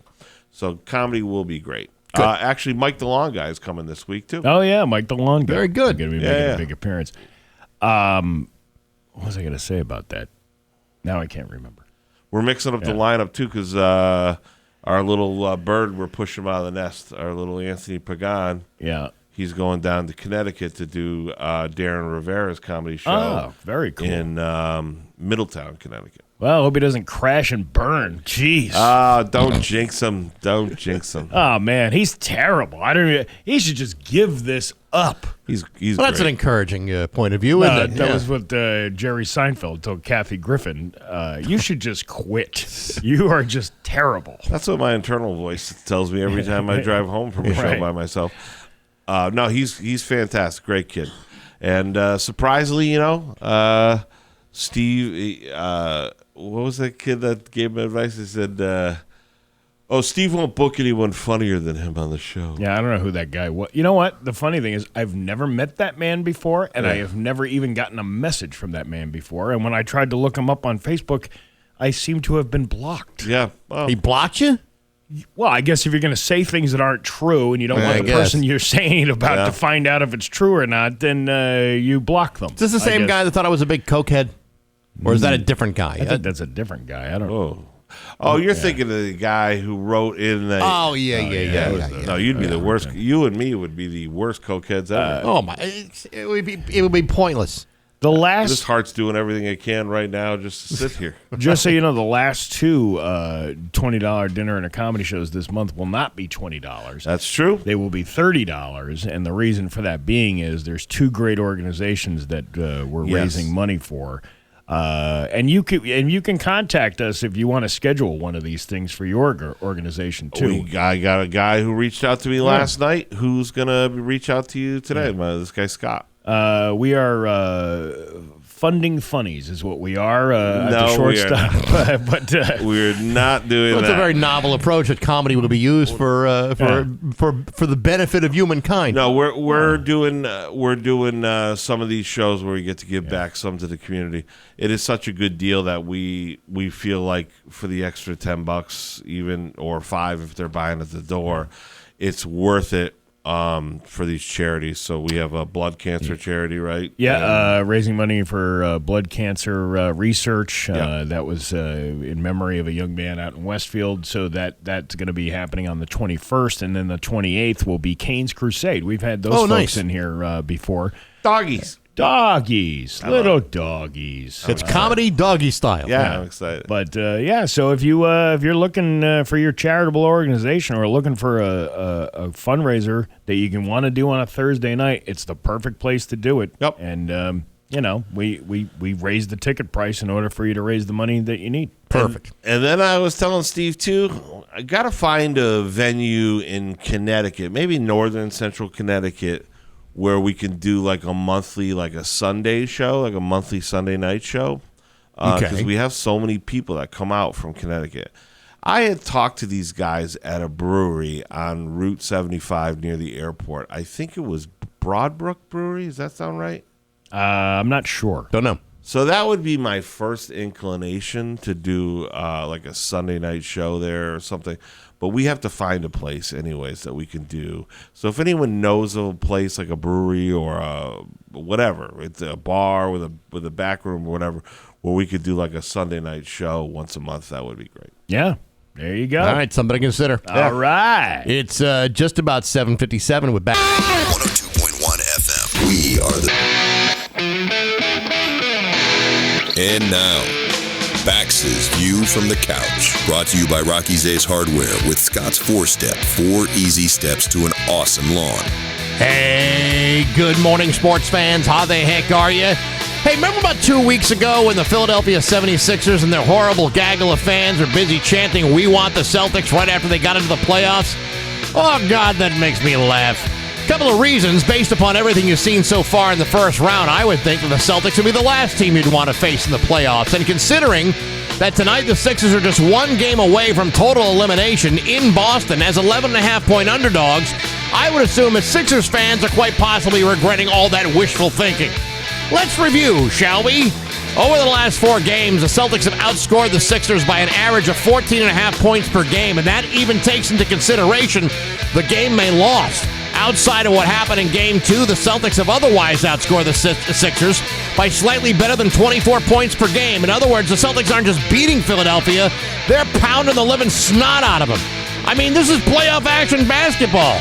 You lose tonight, it's all over and the Celtics move on. And if you're lucky enough to beat the Celtics tonight, if by some miracle Philadelphia can squeeze an improbable win, or if the Celtics, out of the kindness of their hearts, toss the Sixers a bone and let them win Game 5 tonight, they still got 2 more chances to blow them out of the series. Now, I don't want to come off as too cocky. Overconfidence, after all, is the same miscalculation that Philadelphia had 2 weeks ago. But I would think that if you're leading a 7-game series, 3 games to 1, and you're favored by 11.5 points at home, there's a pretty good chance you're not going to play Game 6 in Philadelphia on Thursday night. call me crazy, call me presumptuous, but I don't see the folks in Philadelphia getting a chance to say, we want the Knicks. Instead, I see them saying, let's get back on the bus. But hey, enough of my yapping. Sports brought to you by Rocky's Ace Hardware. You know, nothing against the kitchen, but the backyard's where all the action is. Go to Rocky's. All the grills, all the gear. Weber, Traeger, Blackstone griddles, Uni pizza ovens, and Gosney pizza ovens. Rocky has free delivery and setup for grills over $400. That's a hell of a deal at your neighborhood Rocky's Ace Hardware. I'm Bax. That's my view from the couch. Rock 102, Spring. Rock 102, Springfield's Classic Rock. 811 and Journey with Bax and Nagle on Rock 102. Mix of sun and clouds today with a high of 68. It is 49 right now in downtown Springfield. Marty Caproni in the studio. $20 dinner at a comedy show Thursday night at the Shortstop in Westfield. Going to be a great time. Get your tickets now so we can plan for the chicken parm. That's it's a hot ticket because people love the chicken parm. Yeah, we always joke that it's the headliner. It's always great comedy. We always have a great show, but it is a fantastic dinner. Can I peel the curtain back here just a little bit? Yeah, go right ahead. Get into some, not detailed about the off-air conversation. Okay, oh boy. But I'm sitting here, and I'm listening to you two talk about your ailments as of age. Mm-hmm. And I'm like, am I in a nursing home right now? Well, Steve, Marty and I are both over 50 years old. Right. And, when 50-year-old people get together, the only conversation they ever really have is about your health. My sciatica is acting up. Hey, Marty, how's the lumbago? I got this swelling going on, and I have no idea what's going. It's right in my left ankle. I don't know where it's coming from. That was none of the conversation, but because ironic. I wasn't trying to reveal what the conversation was. No, that's fine. You can Dave Coombs it. I just think it's fine that you're describing it, but you're almost throwing up in your mouth, hiccuping every 5 seconds while you're telling us. Well, because. What does that have to do with What kind of meds are you on for that? That's my business. I'm not on any med. I haven't gotten to the. Do you have the pill thing yet with the morning, noon, and eve on it? I have. Who is Eve, by the way? I do, in fact, have a pill box organizer for my morning and evening pills. I do too now. I don't have a morning, evening yet. I haven't got there, but I have a daily. A daily. Wow. Yeah, my I have a cabinet in the house that looks very much like one of those. Coin-operated, gumball machines you'd see outside like a Kmart or something. Sure. Yeah, that's what my my cabinet looks like. I'm taking so many pills. It's I got half the CVS in my house. How's your readers? You got any readers? No, I did have readers, but I have an eye doctor that actually helped that along. Otherwise, I would still be using cheaters all the time. Oh, well. You go to Ludlow Optical there, my guy? No, I go to Dr. Brazil in East Long Meadow, and we worked out a thing or two, and now I don't need the cheaters anymore. But for a while, my arms were not nearly long enough to read anything. Wait a minute, you worked out Is there like some secret code to an optometrist that you worked out? This is actually really interesting. So I got an astigmatism, right? Yeah. So what she did was she corrected the vision with one eye with my contact lenses. It doesn't really work for glasses, but with contacts. One is correcting for nearsightedness. One is correcting for farsightedness, and the brain corrects the vision. So I don't need any magnification to read. I used to. It used to be awful. I couldn't read anything. And it was like that. Like one day I could read everything and the next day, boom, couldn't read anything. I didn't know you were stignistic. Yes, I'm very astigmatistic. I had no idea by looking at you. You were stignistic. Yeah, you can't tell. You normally can't tell just by looking at somebody. Stigmistic.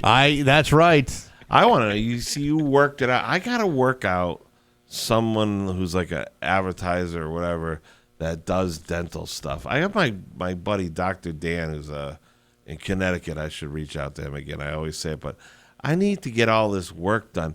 Do you know what your dental program covers? Absolutely nothing, according to ours. Yeah. Yeah, you get like one cleaning, and then they're like, and for the rest of it, you're on your own. So I'm getting an implant, right? Yeah, it's roughly $4,000 for larger breasts. Yes. Just one on his back for slow dancing. Right. Actually, I do have. Anyway, I have a third nipple on my back. I don't know where that came from, but anyway. Can you milk it? I don't know. You want to try it? I've never tried it. I mean, you're milking it pretty good right now. Yeah, that's for there you sure. go. Anything with nipples you can milk. Can you, Greg? Can you? A cat? What was the Can you milk my cat, Greg? the random advice I got from the Uber driver at the Cumberland Farms last week? It's got to your tires. It's going to give you problems. Yeah, there you go. Yeah, right, there you exactly. go. He's not wrong. Anyhow, you're getting an implant. I'm getting an implant, one of my tooths, and so they removed the old one, because I broke it. Right. So then now they go through the process. They put the graphite stuff in there. That was like $1,000, but it was all like, it's in payments, but it's in, so that was like $800 and something it came to for the first one. Our lovely dental insurance here sent me a refund check for $45. So I still was on the hook for $820 something. But hey, at least I got savings. Well, that's why you save the money in the first place. I have who decided that health insurance and dental insurance should be separated, because essentially they're all connected to your health anyway. Well, if you need like dental surgery, that's a medical procedure. Yes, but dental work itself, even if fillings or cleanings or whatever, should all fall under one umbrella of an insurance company and not have to separate it only to find out that it only covers really 2 cleanings a year. If you pay thousands of dollars every month for health care, when you or your family are sick, whatever it is, whether your teeth or your gums or your foot or whatever it is, you should just be able to go and have it taken care of. But you can't. It used to, back in the day, my father used to have the health insurance through his local 98, the operating engineers. We used to go to the dentist. We used to go to the doctor. There was no such thing as a copay. There was none of that. We just walked in. Yeah. And they fixed us and sent us back. Now you pay a ton of money. You pay money when you go. You get billed after, and you still don't get all the care you need. Well, I've said before, like the plan here at the radio station, which I haven't used in a long time. Yeah, sure. Covers everything except disease, doctors, surgeries, injuries, hospital stays. I know. Pharmaceuticals. I'm spending upwards of $1,000 a month for this plan here. Well, this is the thing that I used to get in arguments with people over, is because, and again, I'm not a guy who thinks like, let's give the government more control of our lives, generally speaking. However, when everyone was like, Bernie Sanders is like, we could do this, it's fine. Everyone's like, but then you're going to raise taxes. But he was like, your taxes are going to go up about $600, but you're not going to be paying health insurance $1,600 or whatever. And I was like, worth it. Because the old thing they used to say was, you don't want to have health care like Canada. You got to wait to get a doctor's appointment. You might get substandard care. Now you wait to get a doctor's appointment. You got substandard care. You pay out of pocket, and you pay every month. I pay $1,000 a month to have my PA recommend a dermatologist, which doesn't have any openings until 8 months from now. So what's the difference? Well, thankfully, skin cancer is a slow-growing proposition. Who needs to worry about that? I got a touch of that too, I think. But here's the other thing I that galls me is the dental work that Steve's going to get, the stuff that I need. If we were just on Mass Health, free ride, we'd get it, no problem. Whatever you need. Listen, if it were a simple fix, we would have done it by now. But I got to tell you, I don't feel particularly comfortable knowing that the government is going to be responsible for dishing it out. I mean, government can barely govern, never mind figure out how all the major problems that go on in my life. Yes and no. Social Security runs fine, but the reason that it runs fine, or always did, was because the politicians knew to stay away from it. It was called the third rail issue. You talked about Social Security, you were getting voted out of office. So the politicians knew not to screw with it. They would have to do the same thing with healthcare. Like, instead we got this screwy half whatever, I don't know if it's Obamacare or whatever, they got affordable care. You get like a half a thing, And all it's doing is helping the insurance companies and hosing everybody else. Well, I mean, you talk about the Affordable Care Act. Was it when I had the colonoscopy is supposed to be free. You're supposed to get free colonoscopy screenings after the age of 45. Definitely qualify for that. But guess what happens? You know what you do? What? You roll up a couple hundred so you tuck it up in there so they find it as a tip. Yeah, well, I'm trying not to pay. I'm trying not to pay extra for it. Right. But then, if you read the fine print of the policy, if they find a polyp in you and they remove it, that is a surgical procedure which classifies it under a different medical code ipso fatso. Then all of a sudden you're paying $1,200 for the copay of the procedure. Now, I got to tell you, the last colonoscopy I did, I told you I raw dogged the thing. Yeah, and saw the whole thing wide awake. Oh. And why would you do that? It's not so bad.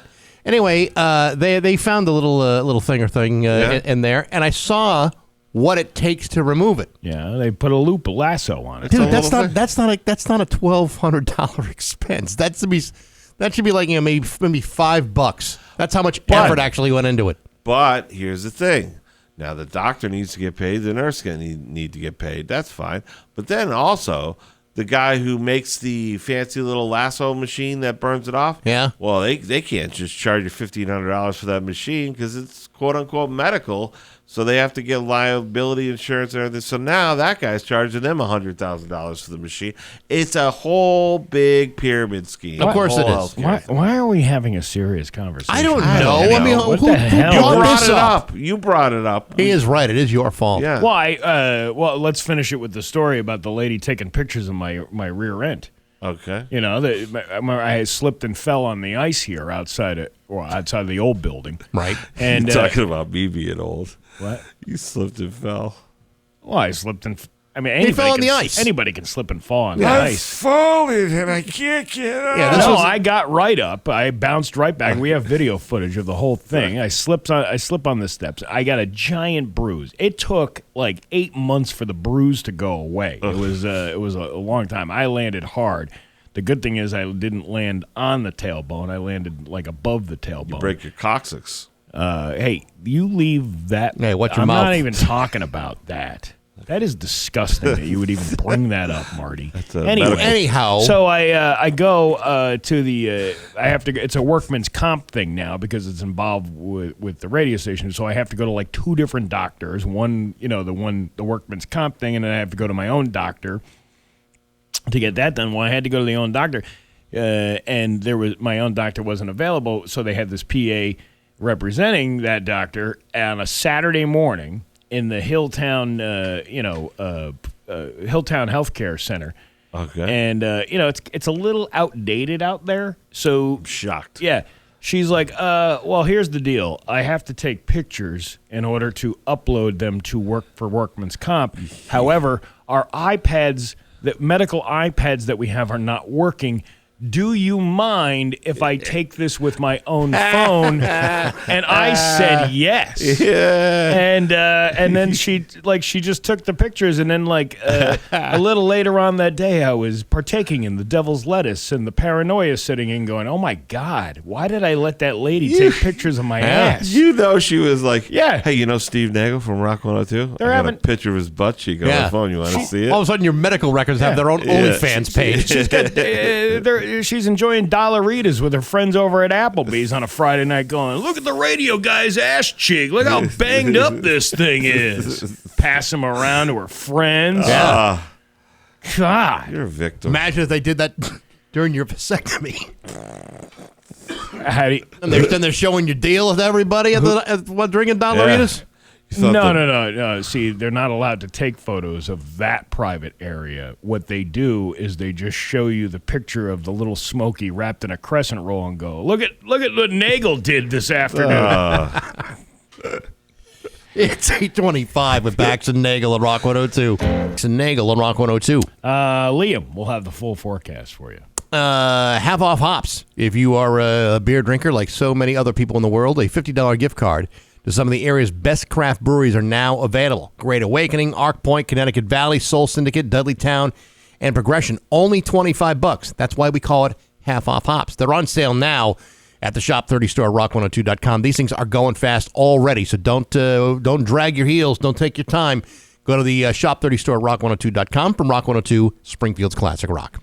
Half off is pretty good.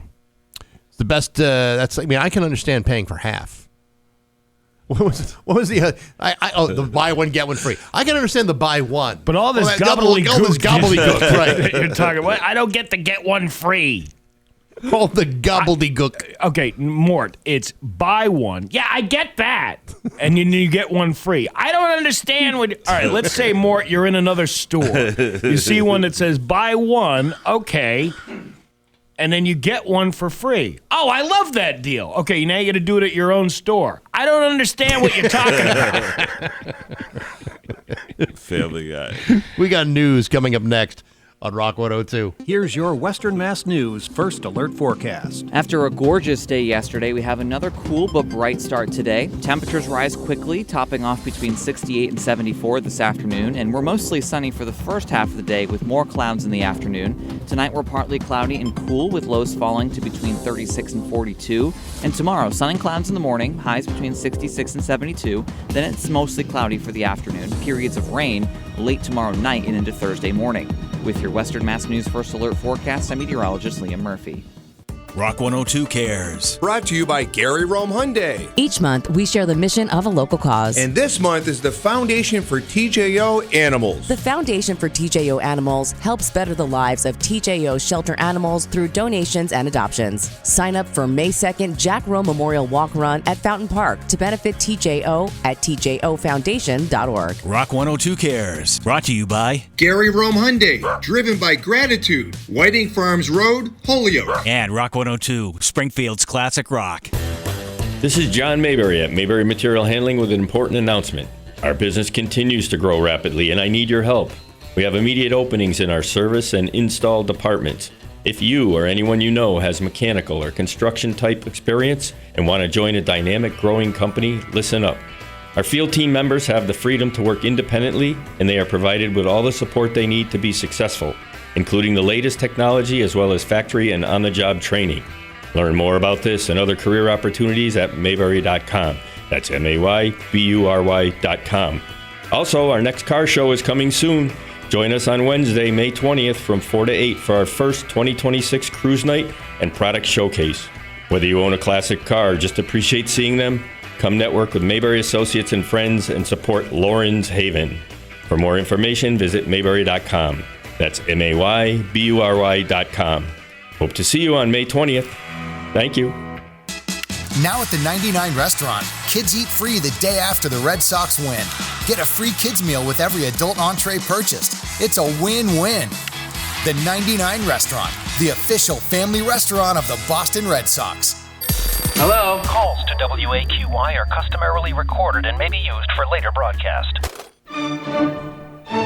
Just about 8:32 with Bax and Nagle at Rock 102. It's time for news. Here's local radio icon Steve Nagle. Thanks, Bax. The Healy-Driscoll administration announced more than $10.3 million in federal grants have been awarded to 18 public water suppliers across Massachusetts. Good, I was getting a little thirsty. Funding aims to promote consistent access to clean drinking water for residents by targeting the treatment and removal of contaminants such as PFAS or HFAVs and manganese. What's manganese? Manganese. Manganese is an element, isn't it? I thought it was a type of white dogs, fluffy, cute. No, those are Maltese. I thought it was a type of Asian cuisine. Manganese. No, it's you're thinking of Cantonese. I am manganese, if you please. Yeah, I know it. It's the stuff you put in sparklers for the kids. When you light the sparkler, and then you can write. No. That's the stuff you take when you're having digestive issues. Oh, no, that's the same stuff that I was talking about. That is magnesium. Ah, yes. I thought magnesium is the stuff that is a condition when you forget things. No, that's magnesia, dummy. Why do I feel stupid? Yeah, don't you?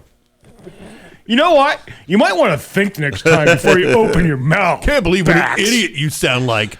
The Massachusetts Department of Environmental Protection, MassDEP, selected these projects for funding.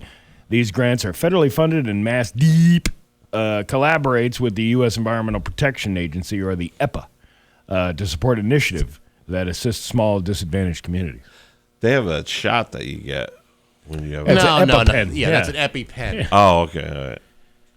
No, you're violating EPA laws. No, Steve, that's HIPAA laws. You're thinking about the big, large, land-based animal that's very, very dangerous. PFAS, or per and It's the hippo. Yes. PFAS, or per and substances, are a group of harmful man-made chemicals. These chemicals are widely used in common consumer products, industrial process, and certain firefighting foams. Of course, you want to eliminate that. You could always hire Aquapump from the well through the pump and into the house. They treat contaminated water as well. Those guys are great. They're terrific. Great. They are. I wonder if I could hire those guys to drill a well to use just to water my lawn. I don't know if they do well drilling, per se. They said from the well to the pump and into the house. Yes, but that's the repair part. You got to get the guy to come and drill the well. So I could drill it myself, and then they would hook it up. Well, maybe that's worth a call. Yeah. They let them tell you they don't do that kind of thing. Yeah, I got enough. I got trees this weekend. I'm taking out. Can you drill it with a screw gun? Because I'll give you a Makita, and you can go out there and have a ball with yourself drilling down under the ground. With a long enough bit. Yeah, I was going to say. Mm-hmm. 7/16, quarter mile. Dig a hole to China. Yeah. Now, a quarter-mile drill bit. I don't know if you can get that at Rocky's Ace Hardware. Good people, rock-solid service at every Rocky's Ace Hardware. Now in business for 100 years. Who should you see when you get that? Like Gina and Paint or someone else? Oh, I think you'd have to go through, the tool department. Oh, okay. Right. Did you ever hear of the Cola Super Deep Borehole? Yes. I dated her in high school. Yeah. Was she Russian? That was in Russia. Lithuanian, but who judges? Yeah, well, they capped it. The Kola Super Deep Borehole in Russia is the deepest man-made hole on Earth, reaching a maximum depth of 40,230 feet, or 7.6 miles. What? That was close. Go ahead. Located on the Kola Peninsula, the scientific drilling project began in 1970 and stopped in 1992 due to unexpected intense temperatures. They started reaching the core of the Earth. Can you imagine you're digging that hole, and you want to take pictures of your work, and you drop your cell phone into the hole? Oh, my God. It's got to be a pain. They said, this is true, they said that one of the other reasons they capped it is they could have sworn that they heard demonic voices coming from the hole. That was an episode of Art Bell that I heard that. That was the one in Seattle. Yeah. On the guy's farm. They put tape recorders down the hole, and they had demons screaming from the hole. Yeah. Yeah, it was probably someone living, some sort of fleshy-head mutant from the Alpha Zone living beneath the crust of the earth saying, hey, what am I heating the whole planet here? Right. Yeah, you let Close out the the heat. door. Yeah. Have you ever had anything in your borehole? I mean, when you got to get your 5-year Yeah, I mean, I told you all about the last colonoscopy. Bax is awake for his. I saw them loop the thing in my borehole. That's it. And lasso it and burn it right off. It's like old good old fashioned rodeo. Now, how was the when they do a biopsy on that stuff, right? They did, yes. What was the results of the biopsy? They said it was as delicious as anyone else's. It was perfectly healthy, not cancerous at all. Yeah, if you're that's not a snack, is it? Well, I mean, a polyp is not a snack. No, I mean, it looked like a small raisinette, but I mean, it was actually smaller than that. Technically, it's a burn end. No, they didn't cauterize it. They just lassoed it and pulled it out. Okay. No, it's already burnt. It's pre-burned ends. Sorry. NASA has released the names of the 4 astronauts expected to travel to the International Space Station this September. NASA's SpaceX Crew 13 mission will transport the astronauts to the space station, where they will stay and conduct research and demonstrations to help prepare humans for future exploration missions to the moon and Mars and benefit the people on Earth. NASA's announcement comes less than a month after the Artemis II mission returned to Earth following a historic lunar flyby that took astronauts farther than from Earth than any humans in history. So they say. You know, I was watching one of those reels. It was like a Norm Macdonald reel. Talking about, everyone knows, Neil Armstrong. Everyone knows Buzz Aldrin. Yeah. There's been like 24 people have been on the moon. Alan Shepard. Yeah, well, you like Edgar Mitchell, for example. Sure. That guy's walked on the moon. No one knows Edgar Mitchell. It's like, what do I got to do? What else do I have to do to get a little appreciation? I walked on the moon. Somewhere there's a guy in an assisted living facility, and they're like, come on, Edgar, we're going to have fun. He's like, this isn't fun. I walked on the moon. Yeah, oh, man, sure the dementia. You did, Edgar. Yeah, okay. Edgar's losing it again. Yeah. Must be the sundowners. Well, it would be the moondowners, wouldn't it? It would be the moondowners. Yeah. When the moon sets. Yeah, it's like who's going to believe him? Oh, yeah, you were on the moon. Okay, sure. All right, fine. All right, Grandpa, let's get moving here. We get fish sticks in the dining hall today. Ooh, fish sticks. The town of Granville is offering off a former fire engine that served the community for nearly 40 years. Engine number 2, the 1985 International KME fire truck, was in service from 1985 until it was removed from duty. Removed. In 2020. Engine number 2 was removed from duty. Officials. 20 down, did it? Yeah, baby. Yeah, chicken parm. Yeah. Officials said the vehicle faithfully served the town throughout its operational life. The town is now accepting bids. It's only $2,000. That's not a bad deal for a fire truck. Yeah, but what are you going to have to spend to get it on the road? What are you talking about? You're driving around your property. You could up in Huntington. Actually, that'd be you should do that, Steve. Get a fire truck, start driving around my yard. And then get a pool, and then you can fill pools in Huntington with your fire truck. That is a great idea. You know, I had another great idea. You know, you see that when you go to the grocery store and they got those parking spaces that say, for customers with small children. Yeah. Right? Mm-hmm. What if we start a service that involves little people? Like a little people service that you can hire. They'd be near grocery stores, so you could just pick them up. And then you go to the grocery store, you park in that spot. Who's going to question you whether or not that's a kid or not? Hey, here's a better thing. You just parking them. No. Those aren't legally enforceable. Then you're going to get side-eye. Yeah. For mothers with small children. Well, all right, I identify as a mom. And my daughter is pretty small, even though she's 18. So here's my parking spot. You know, I know where you're going with that idea, Steve, and I think it's a great idea. I truly do. But I also have had experience with some little people who are doing things for the community to do whatever, and there's always going to be somebody out there saying, wow, you're exploiting the little people. No. Well, I'm making money for the little people. Exploiting the little people would be throwing them down a bowling alley. Whoa. What a great idea. I told you. Supporting the little people would be like, I'm giving you a job. Yeah, you're doing what they say. Don't ever forget the little people. Right. I'm not forgetting the little people. Yeah, I'm going to pick you up on my way to the Big Y. We're going to go park in that space. You're going to follow me around the store, and you're going to cry and, pretend I told you about my friend, about little Stevie. Little Stevie used to be involved. Little Stevie Vento. Little Stevie Vento used to volunteer for what was called, and I don't mean to use any pejorative words here, midget bowling. He was thrilled with the attention and the love. Sure. I saw that guy do the 7-10 split like you wouldn't believe. And everybody was like, oh my God, I can't believe he got the 7-10 split.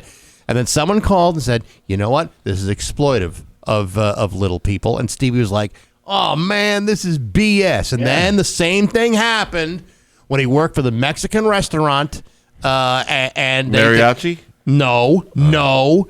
He had a sombrero that was loaded with chips, and there was a thing of salsa on the top of the sombrero. And people would eat the chips and salsa. And it made national news. That's amazing. Right. And then somebody said, nope, this is exploitive. The guy lost his job.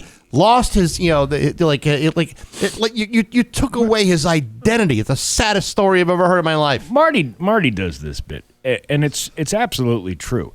the people who are offended by that aren't even little people. No. They're not even part of the group that is offended, that you're saying that the person is offensive to. It's absolutely true. Ambassadors of offensive. But here's my problem. You said a better thing. There are too many parking spots when you go to the darn grocery store now. You got to park a half mile from the door because there's 7 million. I've never seen that many people with disabilities have that all show up to go shopping, number one. And then number two, you got the expectant mothers. And then you got mothers with children. Then you got Purple Heart people. Then you got senior citizen parking. Why even go to the store at this point? I don't know. You got to park halfway down the block. Yeah, but you didn't earn that right. Huh? You didn't earn that right to park up close. Did you ever bear a child? Did you how ever about walk this? around for 10 months with a being growing inside of you? How about this? Use some birth control like the rest of us. Or else hoof it there, Mom. All right, if I use birth control, how am I supposed to get the parking space then? Listen, Seriously. You raise a good point. There's only going to be somebody inquiring things. All right. None of our parents, none of our moms had a specialty parking spot. They didn't even have airbags. They were pregnant behind the wheel at 9 months. Smoking cigarettes. Having a Tom Collins and a highball glass. I was telling Bax a couple of weeks ago, my mother used to put the ashtray on her stomach lying down on the couch and tell my siblings, hey, look, the baby's kicking. My mom because they didn't know better back then. Yeah, you weren't born surrounded by amniotic fluid. You were born surrounded by tar. They also, my mother slipped on the ice outside of a store. Yeah, and then that's how they found out she was pregnant with me. And maybe that's why I slipped so much. On the ice. Maybe that might account for your lack of coordination. coordination. You have a weird affinity for scrambled eggs? But they gave her an X-ray. Yeah. And then the doctor goes, well, we found out you were pregnant after we had given you the X-ray. You should really think about an abortion for this child. Oh, and my mother said no, she wasn't going to do it. And here I am. Yeah, and you turned out fine. Of course I did. Look at that. What a heartwarming story. I remember when I was 21, I told my mom how I don't know what it is about the Hukilau, but I love drinking at the Hukilau. And my mom bust out laughing, and she said, listen, you know I'm not a big drinker. And I said, no, I know. She goes, well, when I was pregnant with you, your dad took me to the Polynesian show at the Hukilau. And he fed me a bunch of Tom Collins. I had about 5 Tom Collins. They basically had to carry me out of the Hukilau. Oh, well, that's a heartwarming story. That is a beautiful story. Yeah, but then they always hit you with that line. We didn't know any better back then. They absolutely knew back then. Of course they not. did. It wasn't that long ago. But I turned out fine. Oh, my God, look at the time. It's going to be a mix of sun and clouds today with a high of 68. It is 53 right now in downtown Springfield. I'm Steve Nagle, and that's the news on Rock 102. Ah, yeah. How satisfied were you?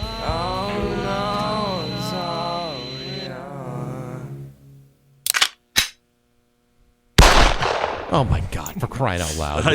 Rock 102, Springfield's classic rock. That's Nirvana and Steve Nagle responsible for I thought it was that. the Wild Wild West from Escape Club. No, it is not. It's 8:52 with Bax and Nagle and Rock 102. Hey, by the way, it's a Shop Tuesday here at Rock 102. Go to rock102.com. You could save 30% off to Gumbanola Kitchen and Oyster Bar in Northampton. They're serving up Creole and Cajun classics and the freshest oysters in the area. That starts at 9 o'clock at the Shop 30 store at rock102.com. Do not miss out. Traffic alert from the Route 10 Tire listener line. Roadhog! What the hell is going on? 91 North in downtown Springfield is a parking lot. Oh, no. Here I was thinking it was a highway. Apparently there's an accident at the 291 entrance. So that is what is causing the downtown backup. Looks like I'll be going home the back roads. You gonna go the back door? Yeah, I wouldn't take the highway if I were you. Yeah. Anyhow, when the river is red, you take the dirt road. That was Caitlyn Jenner's advice and one of the Kim Kardashians. Oh my God! What happened to you in the last commercial break? I don't know. Something was triggered. I don't know what's going on. Anyhow, hey, $20 dinner and a comedy show this Thursday with comedian Marty Caproni and others. Yes, it will be a great time. A super great time. Chicken parm. That's the headliner. Yeah. Salad, roll. Good time for everyone. Yeah, come for the laugh, stay for the parm. Honestly, it's going to be fun. I'm excited because I wasn't there last week. I drove all the way to Rhode Island to open for this guy who's like sort of a deal or whatever. And I was driving home, asked Steven, I told him, I go, I shouldn't have taken it. I was like, I don't think I'm ever taking a gig last minute away from shortstop again. I was so upset. Really? Why? It's all part of the experience. What's that? Sometimes you go places and it doesn't. It's not as I don't know. Charming. But I have way more fun at the shortstop. Do you understand what I'm saying? Like, it was a comedy club, and it was a good sized crowd, but it was like it wasn't satisfying. Yeah, it was like, I don't know what it is about the shortstop. It's kind of like home base. It's kind of like Cheers. Yeah. Everyone knows your name. See all the regulars. See Steve, see Becky, see all the other comics. This is really no different than, let's say, for example, it's a Wednesday night, and you get a phone call, say, hey, listen, we had a last-minute cancellation. Would you mind coming out to Carnegie Hall? Right. To open for, whoever. And you go drive all the way out to Carnegie Hall. You do the show. You come back and like, I shouldn't have taken that. This was horrible. This is nothing like the shortstop. I have not done Carnegie Hall, but I've gotten some last-minute calls for like big theaters and stuff like that. Those ones usually are fun because you're not expecting them, so you're new again, so you're excited. You're thinking about what you're going to do, all that stuff. But the shortstop's kind of fun because it doesn't really even matter. Like, we always have a good time. The shows are always fun. You know what I mean? Because we riff and goof around and crowd work. They're loose. I don't know. I'm excited for this week. I'm excited, too. Yeah. I'm always excited. Yeah. Although I did have a lot of fun when I was at Illicit Brewing a couple of weeks ago. That was fun. Oh, down there in Connecticut? Yeah, the appetizers I remember you were talking about. Oh, the steak and cheese egg rolls. Yeah. Ooh, I love a good steak and cheese egg roll. Do you really? Yeah. You don't hear very many places offering that as an option. Boathouse, South Hadley. They do, They have a great actually, I think a lot more places are offering items like that. It seems to be a little bit trendy as of late. But, sounds delicious. Cheeseburger egg rolls, you can't beat that. Or whatever, steak and cheese egg rolls. That's cheeseburger. What? That's I'm just thinking of Applebee's. Low-class Huntington. That's an Applebee's item, is the cheeseburger egg roll. Oh, really? We haven't eaten at Applebee's in a long time. And for good reason. Yeah, that's like saying, yeah. But you have a choice between having a really good meal or Applebee's is the only place open. Okay, gun to the head. You got to pick a chain restaurant to go to, right? Okay. I'll give you 3 choices. All right. Okay? All right. Chili's, Applebee's. I'll give you more than 3 choices. Chili's, Applebee's, Red Robin, 99. Chili's. You know what? I'm kind of like torn between Chili's or a Red Robin. Neither of you guys pick a 99? I mean, it's fine, but I have had maybe better experiences at a Chili's. Really? Yeah. I disagree. Chili's at least offers, like the fajita, and they specialize in that because the owners of Chili's are authentic Southwesterners. I don't know if that's true. And by the way, I'm not poo-pooing the 99. I've even met the 99 many, many times. I was going to say, I love the 99. If I have to choose between that, I'm taking the regional chain of 99 because they always do specials and mix up the menu. There's 99 reasons you'll always come back for more. And I go to the one at the Springfield Plaza a lot because they're really nice. Regional is fine. Sure. I'm all about the locals. I'd rather go to a locally owned restaurant. Too. Yeah. Unless you're talking about a Friendly's, and then who's got the time. Friday night, we went to the Boathouse and had a lovely meal with the steak and cheese egg rolls. The other day, Jenny and I went to the Munich House. Das Munich House for lunch. I love the Munich House. Dude, I love the Munich House. Munich House is fantastic. Why don't we go to the Munich House one of these days? We should. I stop in there every once in a while. Pretzel chicken, if they have the pickled chowder. Oh, my God. Which schnitzel you're leaning towards? I don't know which one it is. What's it called? It's got the anchovy and the egg on it. The Holstein. The Holstein. Yeah, There that's you a go. good one. That's a really good. And the Anchovies? spots. Oh yeah. Oh man, the Spetzel's spots- great. Spetzel. I got the Jaeger schnitzel with the mushroom gravy. Oh, that's good stuff. The mushroom gravy's good. Yes. I used to get the chicken forestier or whatever it was called with the mushroom gravy. It was Mhm. good. I, though, think the best thing on the menu is the pretzel chicken. That's good. That is good. Nothing wrong with that. Hey, listen. Anybody who serves food in lederhosen is all right with me. That's why I want to. You know what? I feel bad. I've never gone to the Munich House or the Fort or even when the Hofbrau House was open. I never went with my own lederhosen. We would love to buy some lederhosen. The three of us should go, and then we should all take like tubas, maybe those long Ricola horns. Mm-hmm. Yeah. And we could all go and be like, could we sit in the back? Yeah, we should do. Yeah, that would be great. Play an accordion. The Hofbrau House, that was trash. Huh? I mean, I think it had a hard time competing against the other two. But Yeah, it wasn't even that. We went there for like Thanksgiving dinner, like probably 20-something years ago. And I was like, no. No. Hofbrau House? Yeah. Teach his own. I went once for brunch, and it was decent. Yeah, it was good. Yeah. It's no longer in business. But I do like the Munich House, and I like the Fort. Both of those places are good. You don't see a lot of good German restaurants around here. No, you don't. But you know what? I still love it. I love a good schnitzel.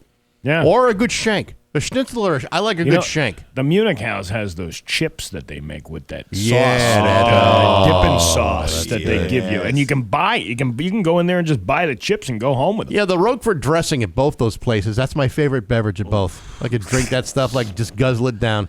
I love that, what it's like a cream cheese horseradish type dip thing they have. Yeah. I could eat, I could just eat the chips when I go there. That's I go from table to table and lick out all those little plastic cups of that stuff. Why are we sitting here starving? I don't know. Talking about food. It's already 9:01. I gotta go put a garage door in. It's Bax and Nagle on Rock 102. Call or text us anytime.